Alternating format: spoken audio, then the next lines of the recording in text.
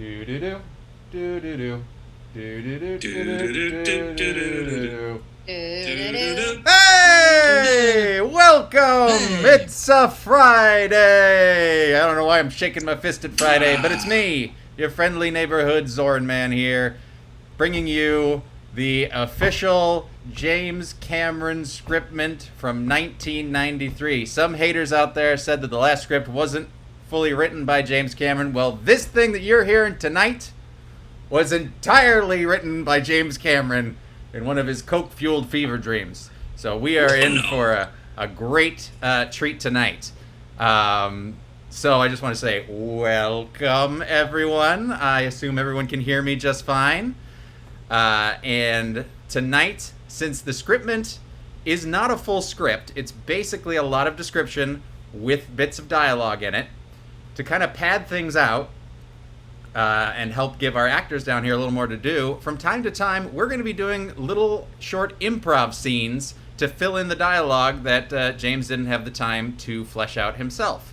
So for that, we're going to need suggestions from you. As always, we're taking voices. We're also taking characters. We are also taking now relationships, like, you know, doctor-patient or porpoise and porpoise trainer, things like that. And then we're also taking secrets, because the thing that's always great about superheroes is their secret identity. Even though Peter Parker basically tells everyone that he's Spider-Man, and they can all figure it out very quickly. In fact, I'm going to reveal my secret identity right now. Hey, it's me! That hair! I know. That is me. And just so I can actually type and do things, we're going to come out of that. So thank you all for joining. So give Megan secrets, relationships, characters, all that kind of stuff. Whatever you come up with, we're going to be going to the chat and using that to create these scenes with all of our fine actors. So why not introduce the actors that we have here? We have, of course, now moving from the role of Wiener in the previous script, Ted has graduated to being Spider-Man. That's right. Yes. Very, very excited. He's got his outfit. upgrade. He's ready to do this. Welcome, Ted. You've been here for all the other unproduced. We're very happy to have you back. And Ted is he's doing well in the world. Anything that you want to announce recently that you've done, aside from the Affleck duck? I was the Affleck duck. I just put up a silly video of my studio that I made yesterday. Yes, There's your a home baby studio in is there, very so- cute. I like it, and it's got a Thank you. cat in it. You keep the cat in there the whole Yes. time, right? My cat is often in there. Awesome. Sometimes she sneaks in. And then playing Spider-Man's love interest, the wonderful Keeler Lee, who was Liz Allen in the last one, is now Mary Jane Watson, as well as a bunch of other characters, as well as random things pop up from here and there. And I hope one of these days to not have you be terrified to be a part of one of these things, because you have no idea what's going to happen. We're going to the audience a lot tonight, so they're going to do that. And always keeping that in mind for those just joining us who haven't seen the show before, if an actor doesn't know a voice or impression or something that is that has been given to them, or they just want to torment me, they can hit the Zorin button, and I have to do an impression of whatever that is, and then they have to do an impression of my impression. So there you go. So safety net for you, always there. I will not let you do things that I wouldn't do myself. So there you go. And so tonight, playing the villain, Electro, but in this script his name is Strand. There he is. Ooh, vampire teeth bicep. That is Lee Russell, who is newly joining us here, but you know him as Unhealthy Doug from all of our various horror movie videos, and then various other low-carb comedy videos as well, plus the sketch group Long Pork that I was in with him back in Chicago. And he is just an all-around talented man that performs all over Chicago and does all kinds of things out in the world. So anything you got going on now that you want to promote? Oh boy. No. Nope. Nothing. There's Great. I'm glad that you There's took the a time to global eat the pandemic pizza. preventing me from Jesus. doing Living out your anything. dreams. But this, if anybody's watching this, these have been fantastic of you. And if you're watching this later, thank you. And you can always watch the other ones. No, Which are thank you very all much. fantastic actors. Yes. Having fun times. So yes, Lee will be playing Electro, and then we've got over here Shara Lasley returning from her stint as Betsy on Indiana Jones and the Monkey King. We've got her back tonight playing Aunt May and a variety of other characters, including the character Cordelia, which no one knows from the comic books, like most of the characters in the script. Perfect. Shara, welcome. It's good to have you here. I'm glad that you were able to get your phone fixed in time for all of this. Oh my God, me too. My goodness. So, this is going to conclude our Spider-Man run of things, and at the end of the episode, I will be announcing what our next and final full script will be for this season. We've got another special final script that's not a full script.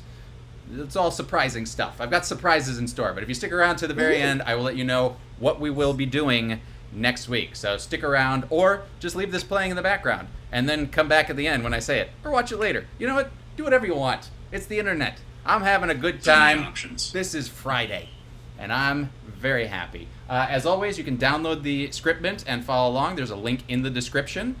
That's the best way of actually knowing what's happening, because as we get voices and things in there and cats roam in and out of shots, you might get distracted and confused as to what's actually going on. But I'll do my best to paint a beautiful picture of this Scriptment for you. I also have edited some of it as you follow along 4 times. Some of the descriptions have been cut down, but you can still read all the flowery prose that you want in the download link.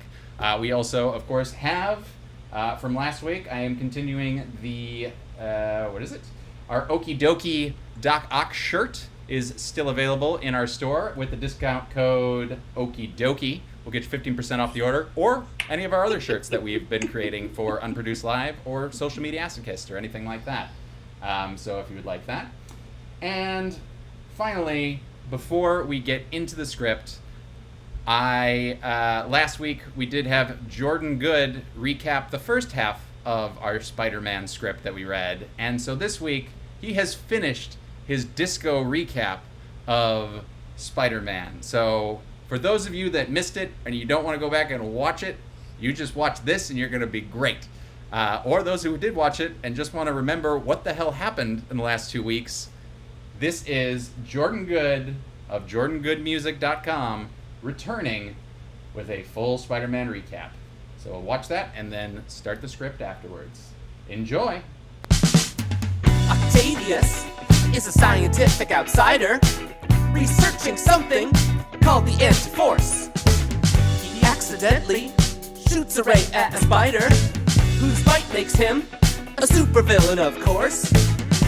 Peter Parker takes photos of the lab, a Dali-esque apocalyptic wasteland. In a big twist that no one saw coming, the same damn spider bites him on the hand. Maybe a hero can save us, but no one can save this screenplay. And James Cameron feels I wonder why he walked away. Dr. Ock needs Peter's research paper to bring about a universal end of days. He kills the guy with his new metal arms. Okie dokie is such a shitty catchphrase. Peter is stronger than he used to be. Discovers his power, a metaphor for puberty.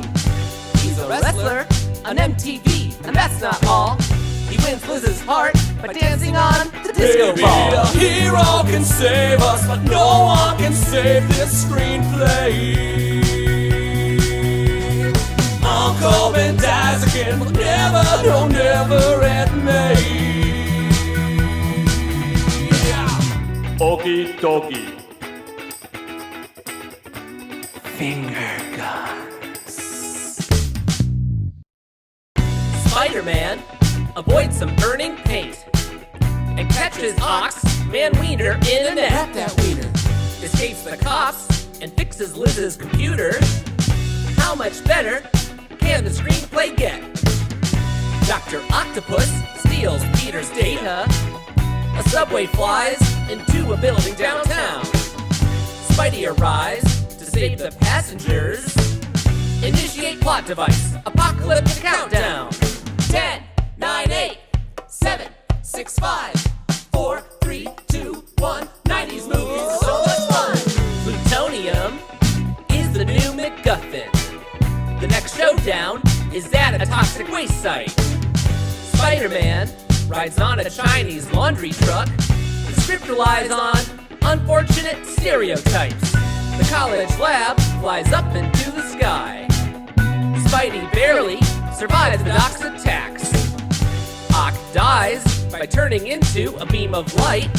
Okie dokie, what an anticlimax! Maybe a hero can save us. At this point, I don't give a hoot. Spidey and Liz ride an American flag parachute. Are you fucking kidding me? Oh, I am done. I'm done with this. Where's my money? Oh, the wig is my payment? Great! This is how you remind me not to sign record deals when I'm drunk. Ugh.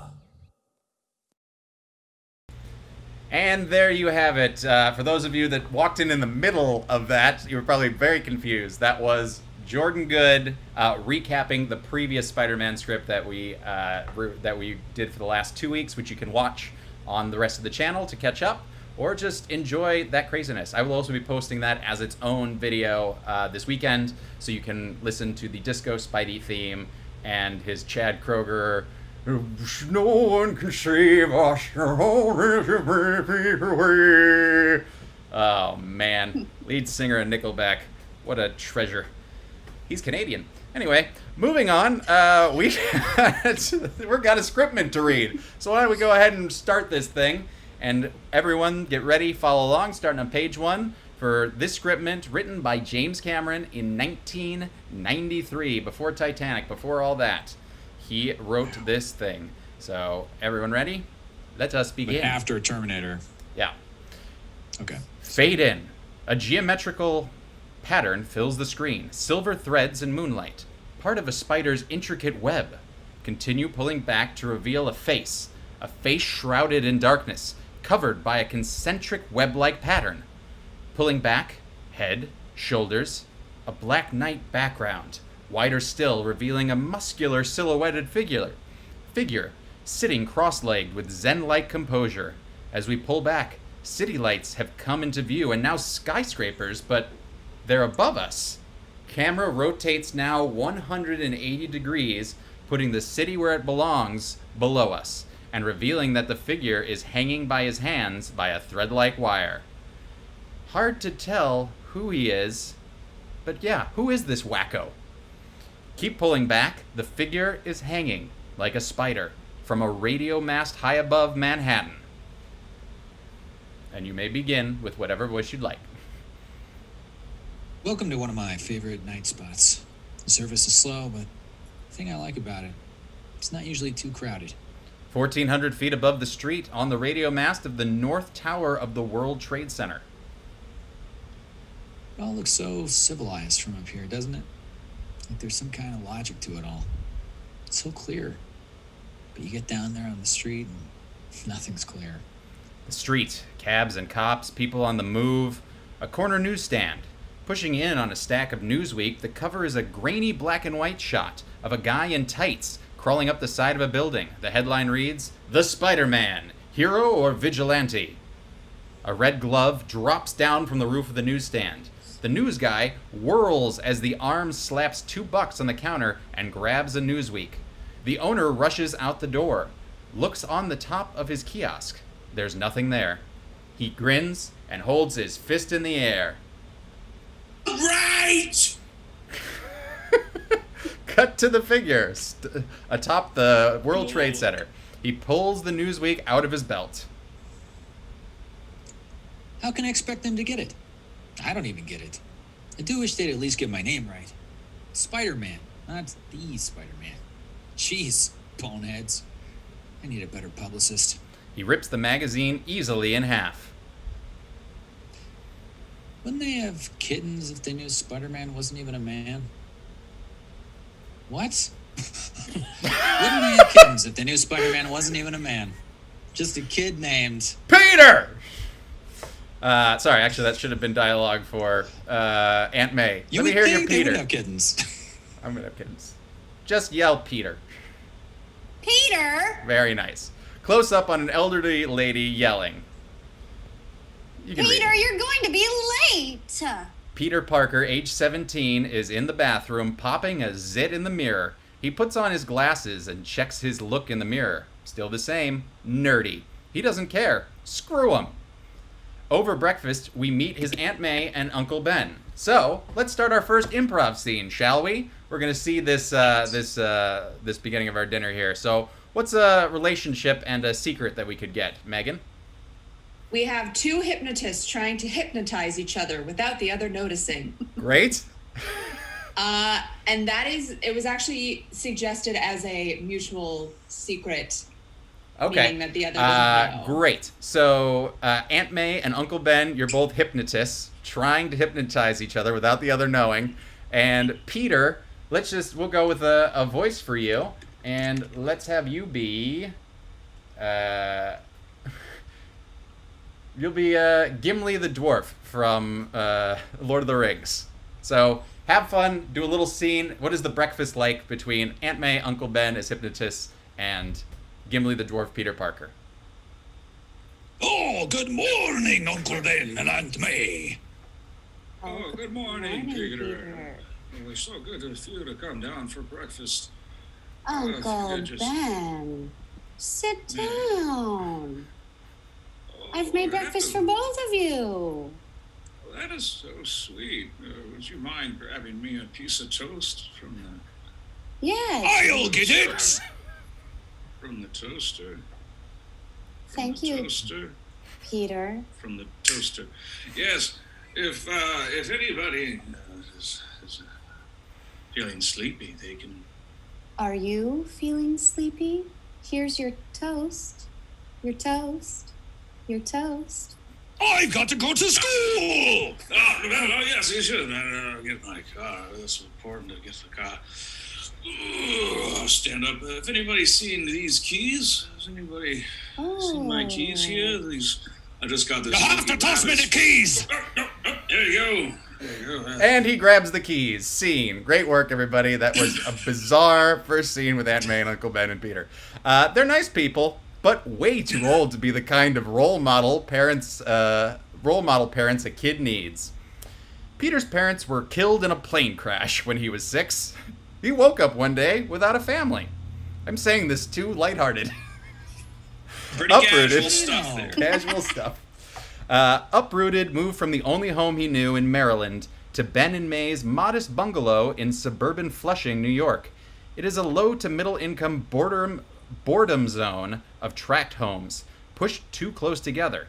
Peter actually goes to high school in nearby Forest Hills, a snotty high-income neighborhood. This makes him a poor kid from the wrong side of the tracks in the eyes of his status-conscious schoolmates. Peter is a bright kid. He doesn't have many friends. He is ostracized for his interest in science. Our MTV culture frowns on people who think too much. Intellectual curiosity is decidedly unhip. Who cares about where the universe came from or how the Greeks hammered Troy? Did you hear the new Pearl Jam album? He wears his isolation like a badge with an air of superiority. In fact, he is awesomely shy and desperately lonely and unhappy. But whenever this occurs to him, he loses himself in his studies and finds a kind of peace. Sports? Forget it. Girls? Good in theory, but how do you talk to them? Dancing? No way.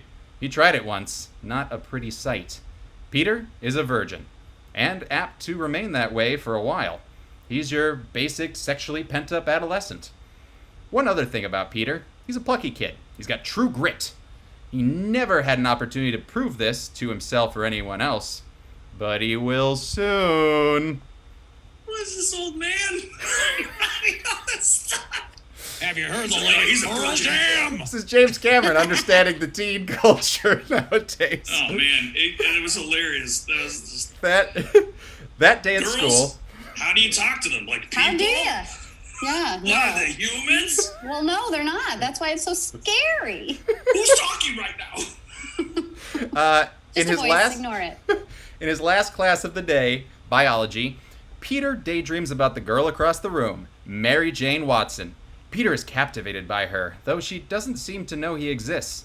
The teacher tells them to pair up for term science projects, and to Peter's surprise, Mary Jane asks to be his partner. Mary Jane needs at least an A in class or she won't graduate with a B average, and then her parents won't buy her a car like they promised. So she teams herself with Peter the nerd. Mary Jane's girlfriends in the class exchange looks and smirks. Peter, of course, knows he has no hope. Mary Jane is going out with one of the school's top studs, Nathan McCreary, aka Flash. Why they had to change his name? Sure. Nathan is a top athlete playing on the senior football team, and he drives a Porsche. Peter hates him utterly. Mary Jane has it all. Looks, money, handsome boyfriend. Peter oscillates between despising her and fantasizing about saving her from a burning building so she will be eternally grateful to him and maybe even kiss him. School lets out. Peter walks Mary Jane out. Flash comes zipping up in his Porsche to pick her up. In an awkward moment of condescending generosity, Mary Jane invites Peter to go with them to Flash's house to swim in the pool. And let's hear this interaction. We're going to do a little another improv here between Flash, MJ, and Peter. And for this one, what do you got for us, Megan? We got a relationship and a voice. Okay. Relationship. Let's go with someone that's going to eat their leftovers in the work kitchen, and then someone who has already eaten said leftovers. Okay. Does that make sense? Your coworkers. All right. And then a voice, or Who's doing the for voice? Ted. The Robo Dog from Up. The Robo Dog from Up. Squirrel. Squirrel. Squirrel. I like Does he say it. anything other than squirrel? No, he says lots of Yeah. things. He's very happy He does. about saying things all the time. You're my master now. Yes, And you're we're gonna all treat me good. like a We'll all cook. do the voice except for you. Oh. So that's Peter, and yeah, Flash and MG are co-workers who are fighting over leftovers or something of that nature. And it's an awkward interaction, inviting him back to the pool, even though you really don't want him to come. Wait, And who's coworkers? Me Those and two, Mary Jane? Flash and MJ, and Oh, they're trying to invite you understood. back to the pool, and you do not want to go. Mhm. All right, begin. Vroom, vroom, vroom, vroom, vroom. Expensive car noise. Hey, Yeah, it's really super Hey, hungry. Wish I got to eat my lunch. about the Peter, hey, Oh, great hi. timing. Hey, yes. Oh, a girl. Good in theory, but how are you supposed to talk to him? Oh, Okay, hey. Can I drive away from this? Come on. Vroom, vroom, vroom. Expensive noises from a car that's a pricey one. we Ooh, so shiny car. Real nice. Go. Pretty expensive. You're gonna chase the car. Okay. You know what, Peter? Oh, Just get in. Oh, Sorry. you're letting Peter in. Sorry. Okay. Just don't, whiz on the seats, man. Vroom, vroom, vroom, vroom. Car noises. Car. So, anybody else have a snack on them that they brought from home? Oh, I'm super full. Sorry. You are. Oh. Yeah. I'm gonna hang my head out the window. Do you know this kid? Is he like in Peter. a class of yours or something? I mean, I don't really know him. I mean, Peter. Peter. How do you know MJ? Something. Oh, classmates. We went to the same school. And you said snacks. Hey, Peter, could you just sit? Yeah. I can sit. I can do that. And scene. Good work, everybody. And with him seating, he then reconsiders having gotten in the car, and he declines. He's got an honors student science seminar to get to. Anyway, he doesn't want her to see his pale, skinny body next to Flash the Stud. McCreary, which is Flash's name, makes some offhand but cutting remark about Peter. Peter walks away, humiliated. Flash, what was that offhanded remark that you said to Peter? You're a dumb person and I hate you. Oh, feelings hurt. Gonna go home now. Oh. All right, so instead of going home, he goes to a science seminar. And he is at that seminar, and Peter is touring the genetics lab. And so, you know what? We're touring in a genetics lab. Shara Lasley, you're going to be that tour guide, and you are giving a tour of this genetics lab. And let's get a character or something for her. You're a recently resurrected mouse. A recently resurrected, basically a zombie mouse, giving a tour of a genetics factory to a class of students. Okay, so over here we have these spinning devices. They spin the genes to make new genes. That's how genetics works. You put them together and you spin them really fast. Any questions? Peter, do you have any questions? Oh, am I still a dog? You're just a normal guy. Oh. The coaxial of the is that actually a fiberglass or is that the titanium? It's a mixture of titanium and fiberglass, something that the universe hasn't seen before. We're very excited about sharing that with everyone. If you come over here, it's in another very spinny container. The whole lab is just filled with containers that spin. Very cool. Yeah. Spin noises. Awesome. All right, thank you for touring us through the genetics lab. Yeah, you're so welcome. Amazing job, you tiny zombie mouse. As the tour moves through the lab complex, they are able to get a glimpse of the restricted area where some of the more advanced research is done, and I'm sure it still involves spinning. He says they are, the tour guide, who's originally a man but is now a woman, why not, says that they are using synthesized transfer RNA to recode the genome of the fruit fly, transferring genetic information from one species of the fly to another. He points to the monitor saying, "You can see 10 mutagenically activated flies on the left, the 10 control flies on the right." Peter mentions that he only sees 9 flies on the left. The camera moves to a high corner of the room. Caught in a spider's web, near an air duct is the 10th fly. The spider approaches the struggling fly and begins to dine. Peter asks if he can take some photographs for his school paper. The group moves on, leaving him behind. The tiny spider drops down from above on a nearly invisible thread. It lands on his hand as he's taking his last shot. He feels a stinging pain and sees the spider. He smashes it, stands rubbing his hand, then hurries after the group. Peter, on the subway on the way home, is perspiring and feels faint. By the time Peter gets home, his vision is blurry. He goes straight to bed. He pulls off his clothes and staggers towards the bed but collapses on the floor. He is plunged into a psychotropic state, an abyss of dark visions which yawns beneath him.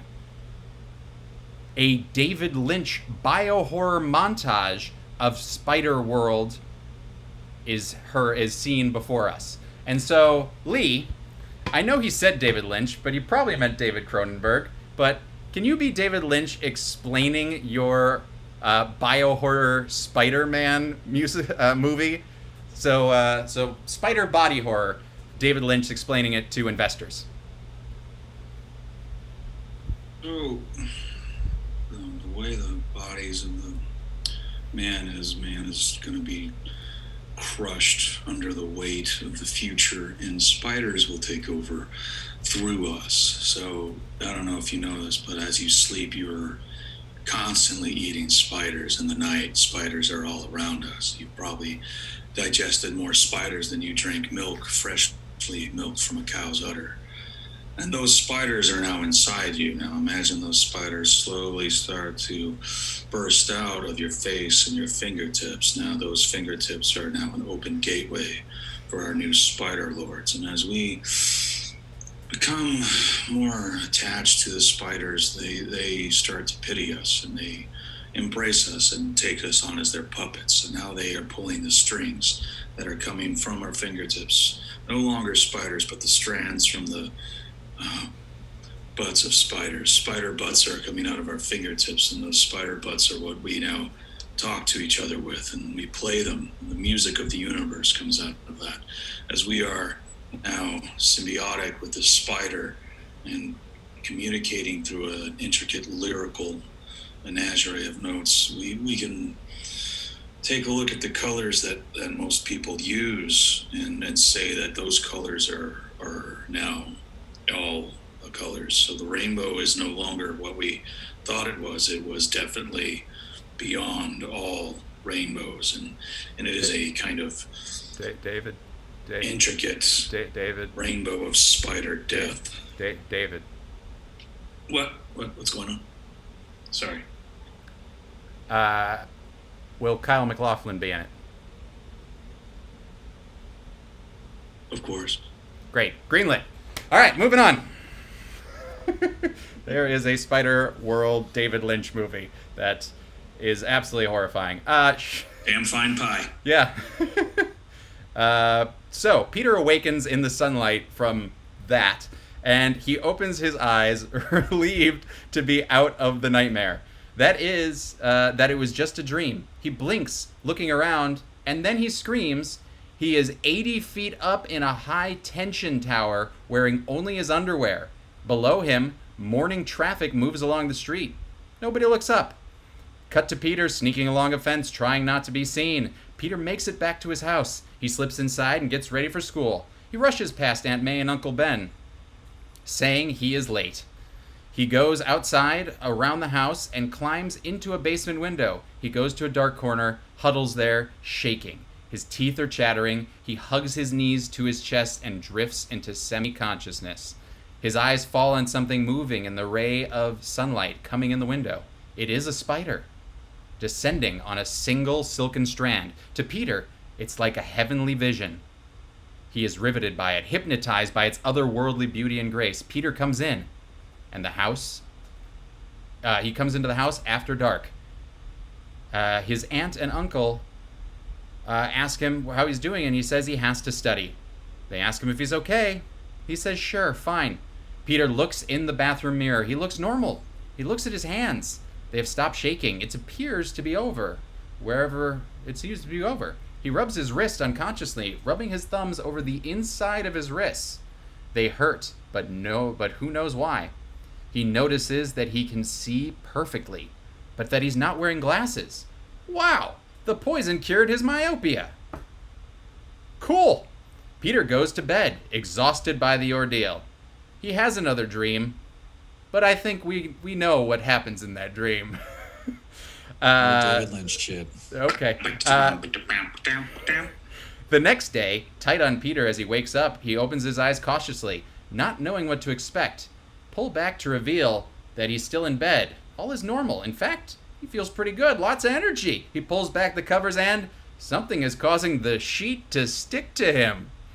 He lifts it, revealing a sticky white mass covering him, gluing him in bed. It is some silky substance webbing him into the covers. He cries out in dismay, struggling to free himself from the gluey strands. Where did it come from? He notices that his wrists, they are oozing a pearlescent white fluid from almost invisible slits about 1/4 of an inch long. He pushes on the skin next to one of the slits, and a dark shape, the size and color of a rose thorn, emerges from beneath the skin. It shoots a jet of liquid silk into his face.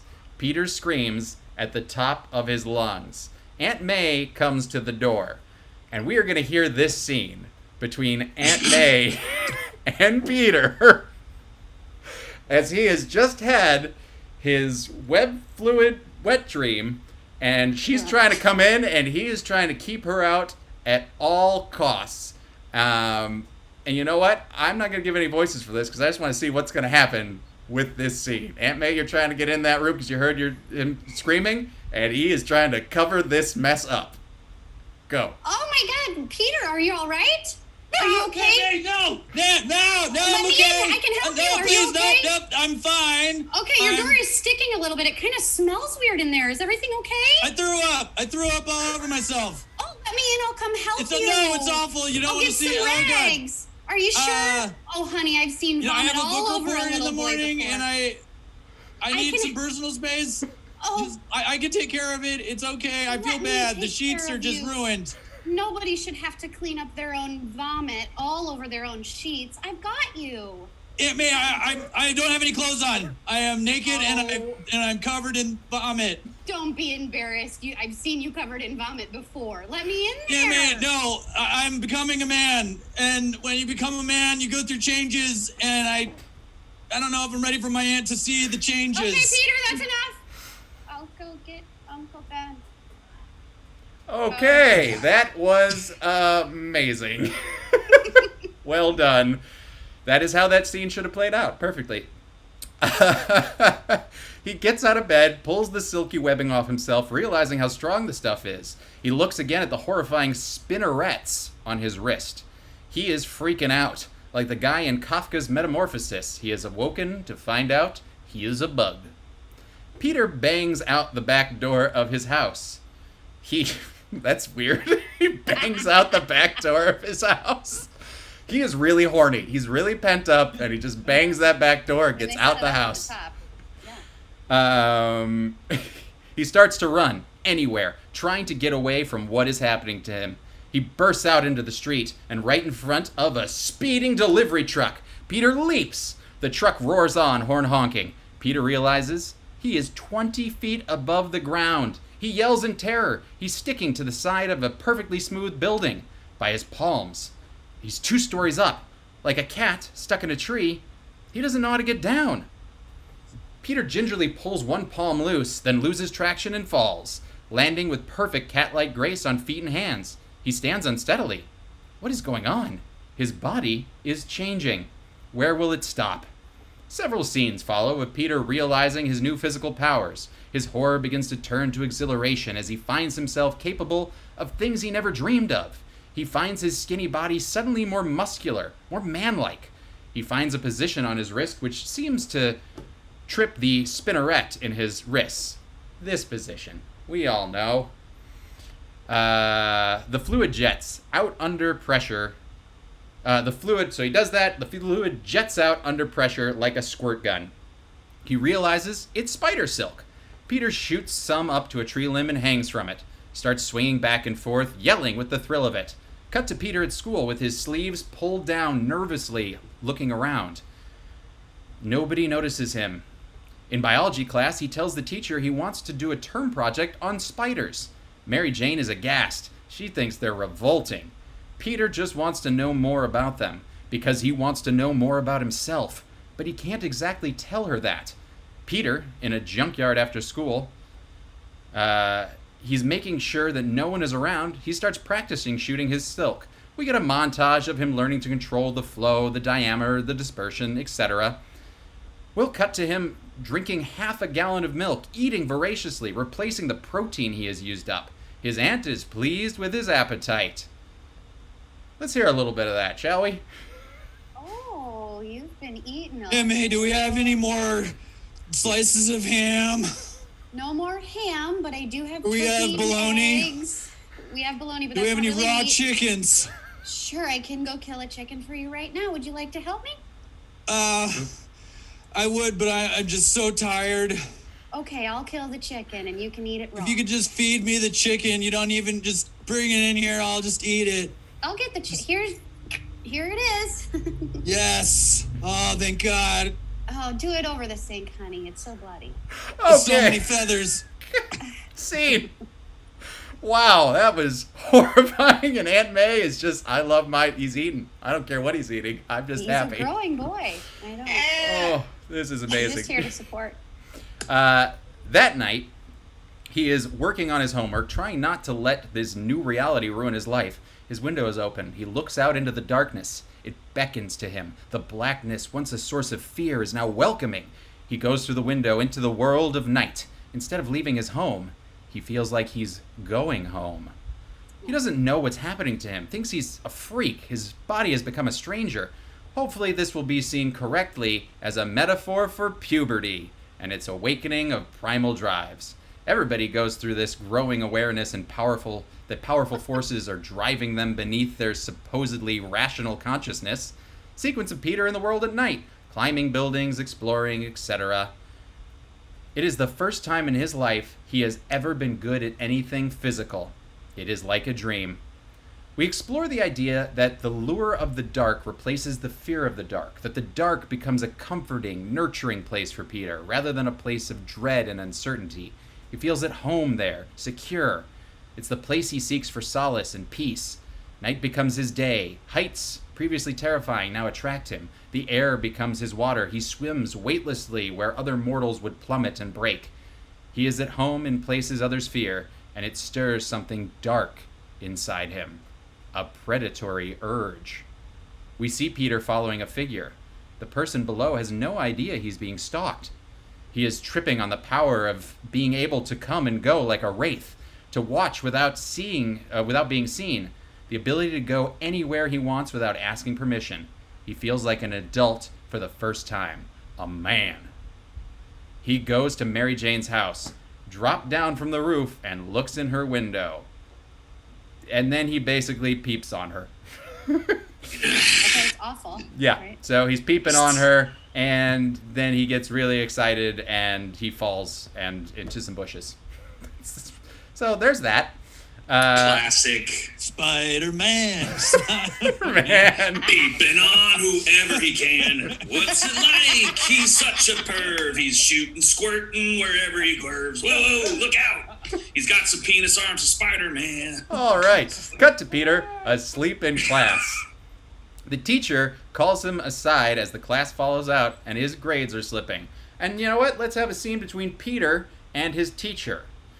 And we've got the relationship of teacher-parent. Let's just get a couple character voices for this one. So that's Ted. And who's the teacher? Is it Okay. Keeler? Yep. Okay. So I don't think Keeler's had to do an Arnold yet, has she? Oh, she hasn't. Oh, Keeler, So I'm sorry. it's Sylvester Stallone and Arnold. Okay. I mean, I'll give you a choice. Would you prefer Sylvester Stallone over Arnold? You know what? I will take your Sylvester Stallone, but I'd like to use the Zorin button, please. Thank you. Okay. Yeah, girl. Hey, you want me to say? I just kind of mumble through this stuff. Adrian's one of the people that's really fun to talk to sometimes. Just talk outside your mouth. It's pretty. There you go. So Sylvester Stallone and Arnold Schwarzenegger. You are the teacher, Sylvester. Arnold is the student. We'll make him an undercover cop student. Why not? And his grades are slipping. This is a great buddy comedy. Better than Escape Plan. Mm-hmm. And begin. Hey, Peter. I need to talk to you for a second about your grades. Yeah. What do you mean? Well, you're usually getting an A+, but this time you've been dropping to like a C-. No! What? You're trying to tell me that my grades are slipping to a C+? So, what's going on with you? I'm very tired. My class load is huge. So many classes, and I've been undergoing a lot of changes recently. Have you been working out? Yeah.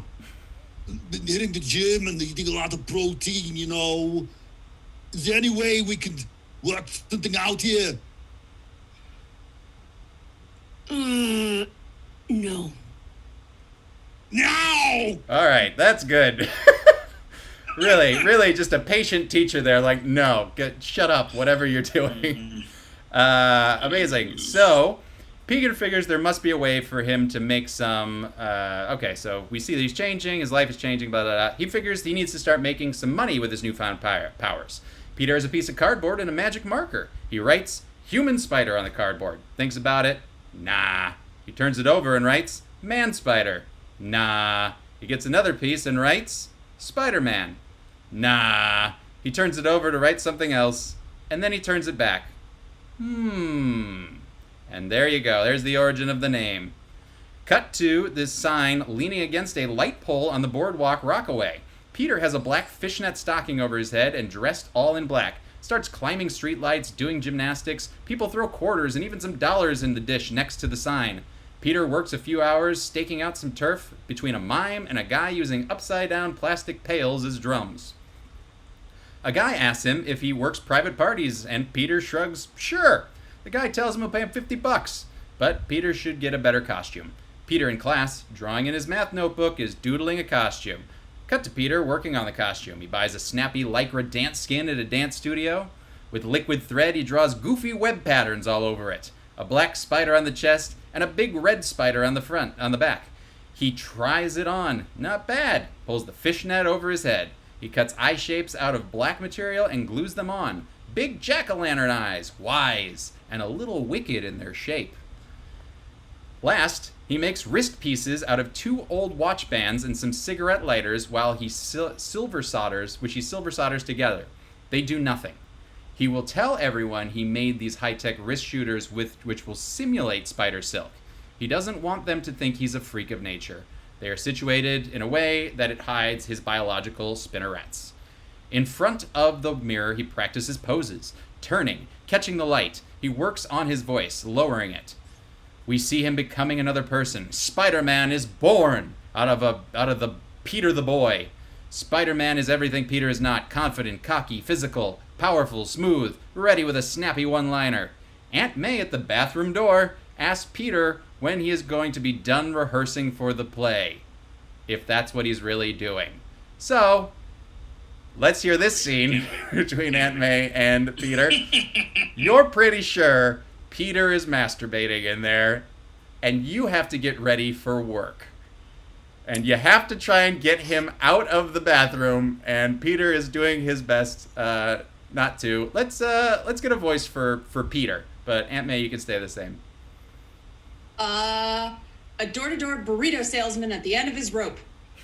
A door-to-door burrito salesman at the end of your rope who's been caught in the bathroom.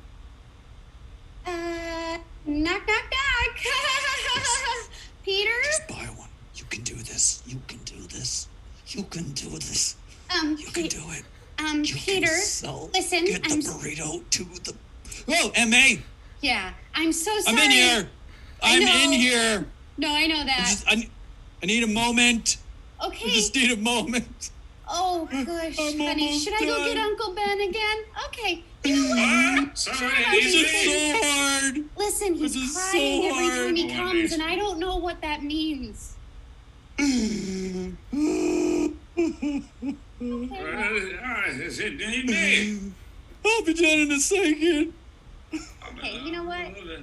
Watch my programs. Thanks You for want to buy your a burrito? Do you have some? Scene! Because I'll take one. I'm in a hurry. All right, good work, everyone. That was a really sad masturbatory scene. It got weird. Got really weird. Just hearing your teenage son in there crying when you think that he's masturbating. It's like, I'm almost done. I'm almost done. So I checked the box on YouTube that this is not for kids. Just saying. Okay, good. 'cause Anyway. I did say something there, and the look on your face was mortified, so...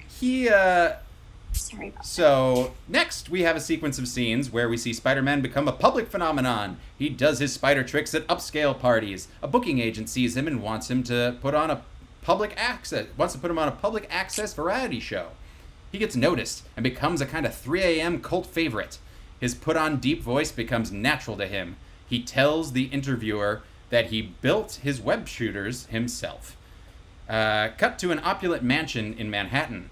One wall of the room is covered with TV screens. A figure watching the Amazing Spider-Man on the variety show. With a minute gesture and no remote, the hand commands the TV screens, and they all switch to the channel on which Spider-Man is performing. 20 images of Spider-Man on cable as the audience claps. The band strikes up and they go to commercial. We reveal the figure in the chair. This is Carlton Strand. He is in his early 40s and exudes power from every pore.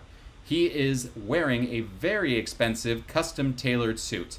His hair slicked back, very GQ. His nails are manicured. His watch is platinum. He is the image of vast wealth attained, not inherited. And so here we've got Spider-Man. Spider-Man, since you've put on this deep voice, let's do the Christian Bale Batman voice for your lines. And Strand, you can do whatever voice that you would like since it's the first time you're appearing. So whatever your default Strand voice will be. I.e., just so you know, this character was going to be played by Lance Hendrickson, if that makes any difference to you. Okay. Well, I have a guy that I would want to play Strand. Do that guy. Okay. All right, and begin. Carlton Strand, you thought Trump was a big asshole. This guy was bigger. There he was, sitting like a big fat spider at the center of his web of power and megabucks. And the way out at the edge, he feels this little vibration.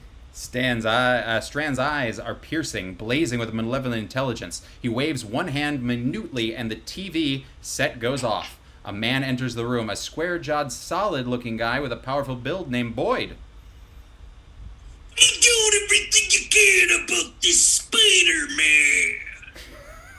That's who you want to play him? Fine. Oh, yeah. Great. Macho Man Randy Savage. I'm gonna play Electro. All right. Brother. Cut to Spider-Man hanging from the radio tower of the World Trade Center. We will return periodically throughout the film to this image of him. Keep going. But he wasn't always Carlton Strand anymore. Then I was always your friendly neighborhood Spider-Man. At one time, he was just a punk named Carl. A two-time loser about to go down for a third time.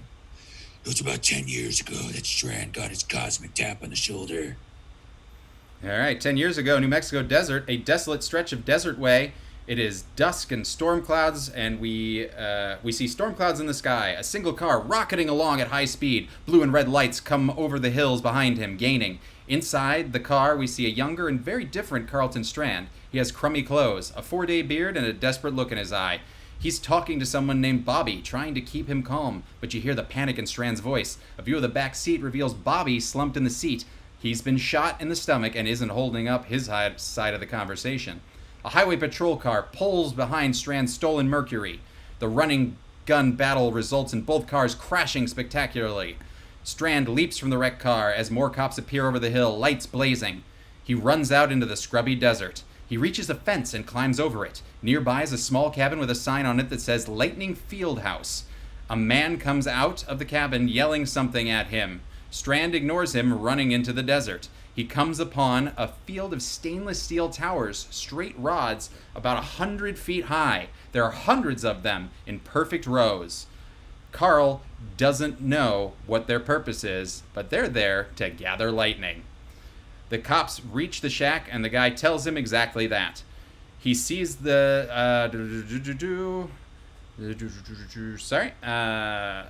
Strand sees lightning strobing through the black turbulent sky. Suddenly, the lightning field is struck. It takes the energy of the lightning bolt and distributes it from tower to tower until the whole thing is blazing with blinding electrical arcs in a huge rectangular matrix. Caught at the center of it is Strand. He's crucified by lightning from every direction. It lifts him off his feet with the power of the charge. In tight close-up, we see it arcing inside his eyeballs. The cops watch the gorgeous, terrifying display. Strand hits the ground, smoking and motionless. The cops, watching through their binoculars, know it's over, and it begins to rain. On Strand's body, still, then, incredibly, he stirs. He sits up, groggy and disoriented. Strand escapes in the rain, finding a dirt road through the nearby hills. He comes to a ranch house with a pickup truck. He tries the key. Nothing. He pops the hood and looks. No battery. In a rage, he grabs the 2 battery cables. The engine starts to turn over. He looks at his hands and realizes the voltage is coming from his body. He starts the car and slams it into gear, tearing out into the rainy night. He begins to comprehend that he can generate a powerful charge, like an electric eel. Cut to Strand walking into a back room meeting of a few of his hood acquaintances. It is a week later, and they are surprised to see him. They thought he was dead. And let's hear this this meeting here. We've got a boss, a lackey, and Strand. And so let's get some relationships and a secret for this one. Okay. Someone is an announcer for the Kentucky Derby. Okay. Whose wife just left them for the jockey. And then somebody else is the jockey. Okay. I guess Strand, you're the announcer for the Kentucky Derby. And we're gonna have you be the jockey, Keeler. You'll be the jockey, and then we need something for the boss.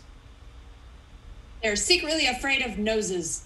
Afraid of noses. The big mob boss is afraid of noses. All right, afraid of noses, jockey, and adultery. Here we go. Well, look who decided to show up. Hey, what? Good to see you. Is it come around the bend there. Just Where? third, but then you got right up to first, and you got the hole. Yeah, but I had to go. What? But I thought you were dead. Yeah, we all thought you were dead, and now you're just walking back in here like a cock of the walk. We all got his cock. thought you were dead. Like all of us. Yeah, no, it's easy to think I'm dead when everybody, takes a moment to go off in the first, and then you're going around the second or the third race, and you got Mama's little papa coming around, and you got a bunch of sugar cubes, and you're riding sugar cube, and next thing you know, you're on top of my... I gotta go. Bang! Rose circle. Are you done? I'm not done. Not bad. No, we're done. We're done. We're done. Oh, not by a long shot is going to win. Not by a long shot. Yeah, no. I'm riding, not by a long shot, and not by a long shot. By a hair on the nose, coming by the chin, right behind, and then we got 3 little piggies. Oh my goodness! It looks like Mother's birthday cake is frozen in the field. No piggies. We just thought you were dead. I just want to take a moment and really express how important it is to you that you treat her right. She was a beautiful woman, was my favorite horse. End scene. Amazing. Thanks for getting all up in that face with that nose there. Big time. It's all about the nose. Amazing. Just So, I got you guys. he, after that diatribe, he says he died in the desert and came back, but he came back changed. He grabs the leader and stops his heart with a zap to the chest. Then Strand demonstrates his power over life and death. He puts his hands on the guy's chest and yells jokingly, "Clear!" He zaps him again, and the crook's heart starts to beat. He begins to come around. Now they fear him. They start to go for their guns. Strand blasts them with powerful blasts of electrical energy, blowing them against the walls. Blowing them back against the walls. It's a very different scene. All of you guys. They respect him immensely now. Wow, only the leader is left, the guy who set Strand up. He explains that there is more to it than just being able to generate channel, and project electrical energy. He can sense electrical energy as well. The world, to him, has been transformed. Instead of matter, solid objects, he sees energy, a pulsing web of electrical fields. He can sense the current in the wire in the walls. He's laying his hand on the telephone wire. He can hear conversations. By touching a computer, he can download the data from its hard drive. His brain itself has been energized and is now able to follow and analyze all these signals. The world is a pulsing circulatory system of electrical and electromagnetic currents and waves. In fact, he can't shut it out. The real power is not force, but information. Then force. He kills the leader of the gang and takes his place. But he quickly realizes that the kind of crime these guys were involved in is penny ante level. The real rip-offs were happening at a much higher level. He takes the resources of the 2-bit crime syndicate and takes them legit. Then, using his ability to steal and manipulate data, he builds them into a mega player. Anyone that stands in his way seems to conveniently die of a heart attack. He considers the brute force display of power to be vulgar. The real power is the power to move the world through the control of economic forces which are beyond the realm of most people's imagination. Donald Trump meets Milken, mixed with a homicidal psychosis. So just Donald Trump then.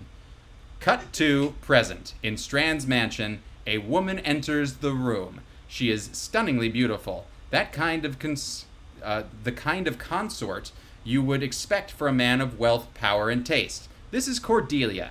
He motions her to him, and she glides over, but stops a foot away. And let's just have you be normal for this bizarre scene between Cordelia and Strand. Say, my dear, you look very usable tonight. She smiles playfully. He circles her, almost touching her. His hands move over her, inches from her skin. He leans close and breathes in her scent, but he can't touch her. She opens her silk robe. Underneath, she is wearing a rubber wetsuit.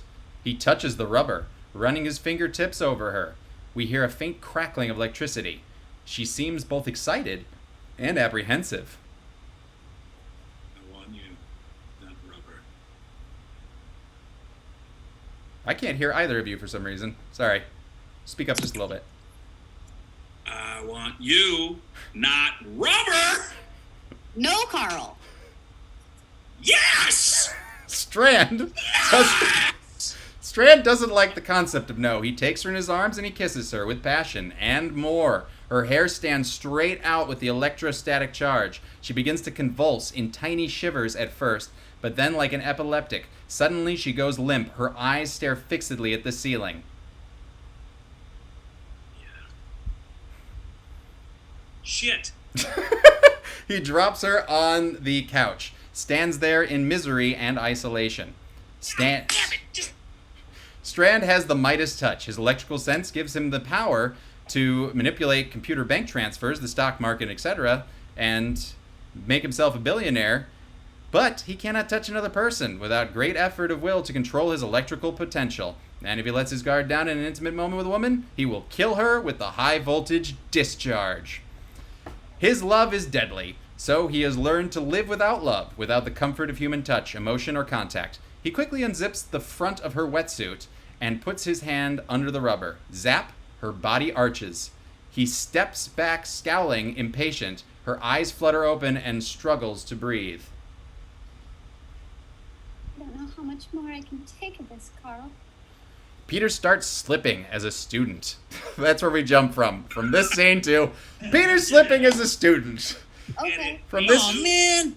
weird relationship here. Back to Spider-Man. The only subject that has kept his attention is biology, and he reads voraciously on spiders. Mary Jane, of course, hates him for volunteering them for such a disgusting project. Thinks he's a geet. He tries to get her to see the beauty in these spiders. And we'll just, you know what? Let's see that. Mary Jane and Spider-Man, try and explain to her the beauty of spiders. And you are so disgusted by spiders, but you are also both drunk toddlers. Drunk toddlers explaining the beauty of spiders and grossed out by spiders. Begin. Mary Jane, just listen for a second. No, Peter. So girl, you. Have you ever actually seen a spider really up close? Like twice. All I'm saying is you gotta give one a chance. You gotta see what they got. Eight. I think you'll. No. You know, I'm very pretty, and I have 2 arms. They have 8. That's what I'm saying. It was so gross. You don't touch. Stop. They're so small. They're like little babies. Are cute, and they make eggs, and they can. The legs are hairy. All I'm saying is you gotta give one a chance. Why does it have so You're much missing hair? out, Mary Jane. You're missing out. So how many eyeballs is that? You got like 16 or whatever, 16 beautiful little baby eyeballs.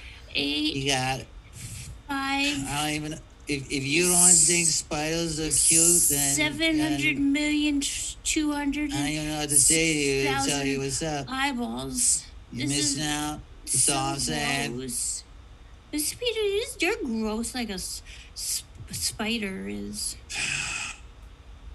Yep, Peter Listen. ain't getting any from his spider seduction here. So, moving on, he's walking out of school with Mary Jane when they are ambushed by Flash. He starts to ridicule Peter, then threatens him.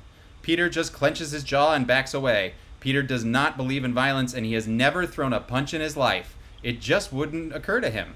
Through a row of bushes, he sees Flash grab Mary Jane by the arm and spin her around. They are arguing. Flash slaps her across the face. Peter is so enraged, his hands snap a 4-inch tree limb without him realizing it. That doesn't seem that big. 4 inches, just maybe 4 foot. That's more impressive. I think it's meaning 4-inch circumference. Oh, okay, got it. Okay, not just like it's like, oh man, I'm so mad. Great. So, later, Flash is walking to his car. It's dark. A figure drops silently down from behind him. Flash spins and sees a guy in a black fishnet mask. Peter holds Flash with one hand and slaps him hard, and do these lines as Ian McKellen. How do you like it?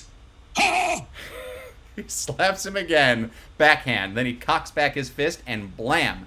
Punches Flash so hard he flies 10 feet. He picks him up, gets him in a painful arm lock, marches him to his beloved Porsche, and slams him brutally against it. He pounds Flash into the car until the jock collapses semi-conscious.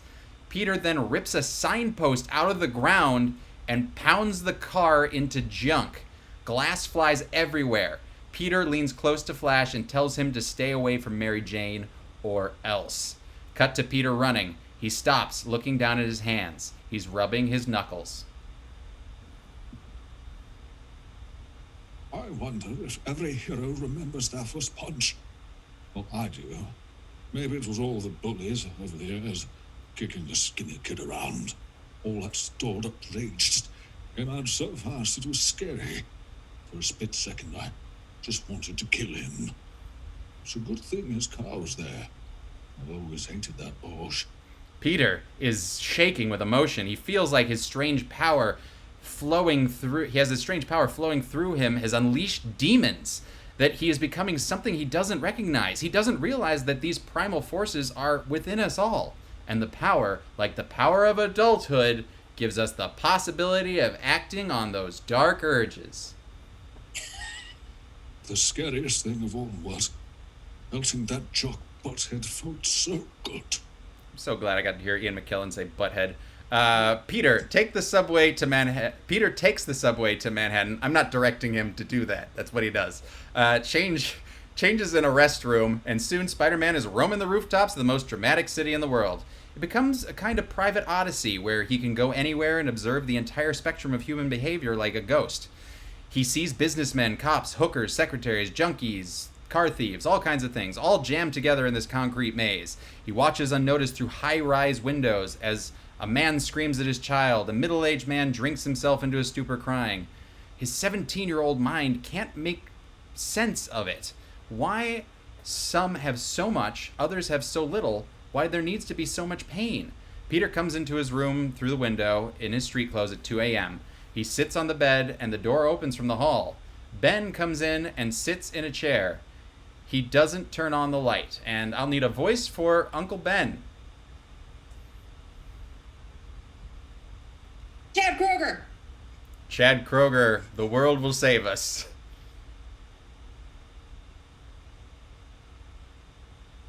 I know I'm not very good at the father thing. Came into my life 20 years past my prime. I know you're wrestling with things now that I can't help you with much. I was your edge once. Look at this photograph. I know it's hard to imagine. It's the most painful music time. It was the most painful music time of my whole life. I'm not going to pretend you have all the answers for you, but I want you to know we're here for you. May and I. to us. If you're having problems, we'll understand. Amazing. Well done there, Chad, Uncle Chad. Also, if you can turn your volume up a little bit, Lee, because your lower levels are a little low. We just want to make sure we can hear you. Okay. All right, great. Peter watches his uncle fumbling for the words. He notices that Ben's hands are shaking. He's touched, but how can he tell him what's going on in his head? Being a teenager in the 90s is complex enough. Ben is obviously thinking drugs, sex, gangs, but this Spider-Man thing would be impossible to explain. He thanks his uncle and tells him everything is okay. Ben leaves the room, knowing he has failed. Cut to Spider-Man creeping around a high-rise. He sees a man and woman arguing. The man starts beating up on her in a drunken rage. Peter can't stand to watch. She cries and tries to run, but the guy catches her, hits her again and again. The next time he draws back his fist, he feels something grab it and turns. There is a guy in a mask there. Peter decks the guy with one punch. It feels good to make a difference, to defend the helpless. Which is what he's thinking at the exact moment the woman smashes a frying pan down on his head from behind. And let's get a voice for this one line of a woman screaming. It's just one line, anything. Someone who's been in a coma for 30 years who's just woken up and found out about COVID and the orange man who is president. All right. One line. Begin, woman. Oh, leave my husband alone! Amazing. Now, they're both beating on him, and he retreats in confusion. This Spider-Man thing is going to be harder than he thought. People sure are complex. He has the physical powers, but not the wisdom yet. Spying on Mary Jane, he discovers that her home life is a living hell. Abusive parents, etc. Mary Jane is desperately unhappy. Living behind her mask of the popular girl, she has no one to share her pain. Peter is struck by the parallel in their lives. Peter makes it to the big time. A syndicated variety show on one of the local independent stations. The dream we all have as actors and performers. He does amazing spider stuff, swinging, web shooting, acrobatics. After his appearance on the show, Spider-Man is leaving backstage when he's approached by the most beautiful woman he's ever met, Cordelia. She hands him a note. It says, "There are others like you." That's right. The Incredibles stole that from this movie, Scriptment. There is an address and time for a rendezvous. He looks up and the woman is gone. He runs out the backstage door and sees her getting into a limo in the alley behind the studio. Suddenly, a hand grabs him and spins him around. He confronts a solidly built guy in a trench coat, a hat pulled down to shadow the man's eyes. This is Boyd. His hands are huge. Peter tries to shrug off the grip and is surprised that he can't. He punches Boyd in the stomach, but his fist sinks in up to the elbow. He pulls his hand out and sees that it's covered with sand? Huh? What? Huh? Enter Sandman.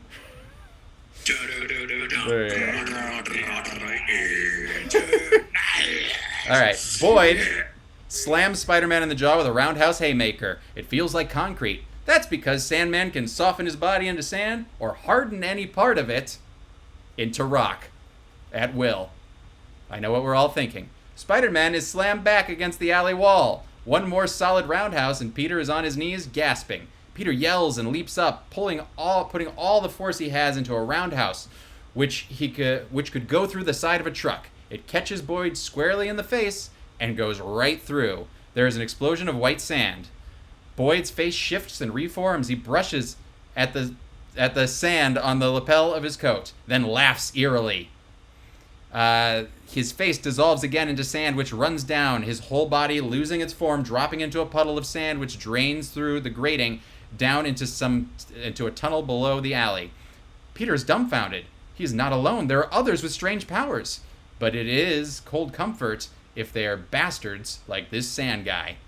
The next day, Peter learns that making money as Spider-Man is harder than he thought. The TV show can't pay him cash, so he has the sleazy booking agent cash the checks for him. Basically, the booking agent is ripping him off. So, he tries to go to the sleazy agent. So let's go to the sleazy agent, who is This is a deep pull for Lee. Lee, you're going to be a talent agent who works for a dinosaur talent agency who only represents dinosaurs for this next line. Go ahead. You want to call the cops? Call them. I'm sure they'll be happy to press charges for you. The second you take off, the stupid mask will show them some ID. I got a raptor that's gonna, take your spot anyway. Peter doesn't want anyone to know who Spider-Man is. He doesn't want to be revealed as Peter Parker, the freak. He wants to spare his aunt and uncle the humiliation. On his way to this meeting, sorry, I skipped over that, he has Uncle Ben drive him there. Whatever that means to you right now. As Peter is leaving, he encounters a robbery in progress on the same floor. The thief is wearing a ski mask. He does a double take at Peter. Two masked guys staring at each other. Peter notices the thief has a tattoo of a cobra on his hand. The thief runs past him and down the stairs. A security guard runs up. He recognizes the Spider-Man costume and tells Peter to go get the guy because he can't. Peter, dejected and pissed off, shrugs. And for this one line, you are Jeff Bridges. The dude. It's not my job, man. Peter secretly changes and returns to the parking lot to meet his Uncle Ben, only to find a small crowd of people gathered around someone lying on the ground. Who could it be? I don't know. A dog? Somebody hit a dog? Yeah, no, it's a dead dog. But in actuality, it is his uncle. He has been shot in the chest by a carjacker who pulled him out of the car and took off. Peter watches him die before the ambulance gets there. Let us hear this famous final scene, Ben's final words with Peter, and let's get a couple of voices for them, Megan, or a relationship, whatever you think would be best for this. It's a kid learning to drive and the driving instructor. Great, Ben, you're the driving instructor. You're trying to impart your wisdom. Learning to drive is him trying to fix Ben's wound and failing horribly at it. So let's see this final scene between Peter and Uncle Ben. Hey, champ, how's it going?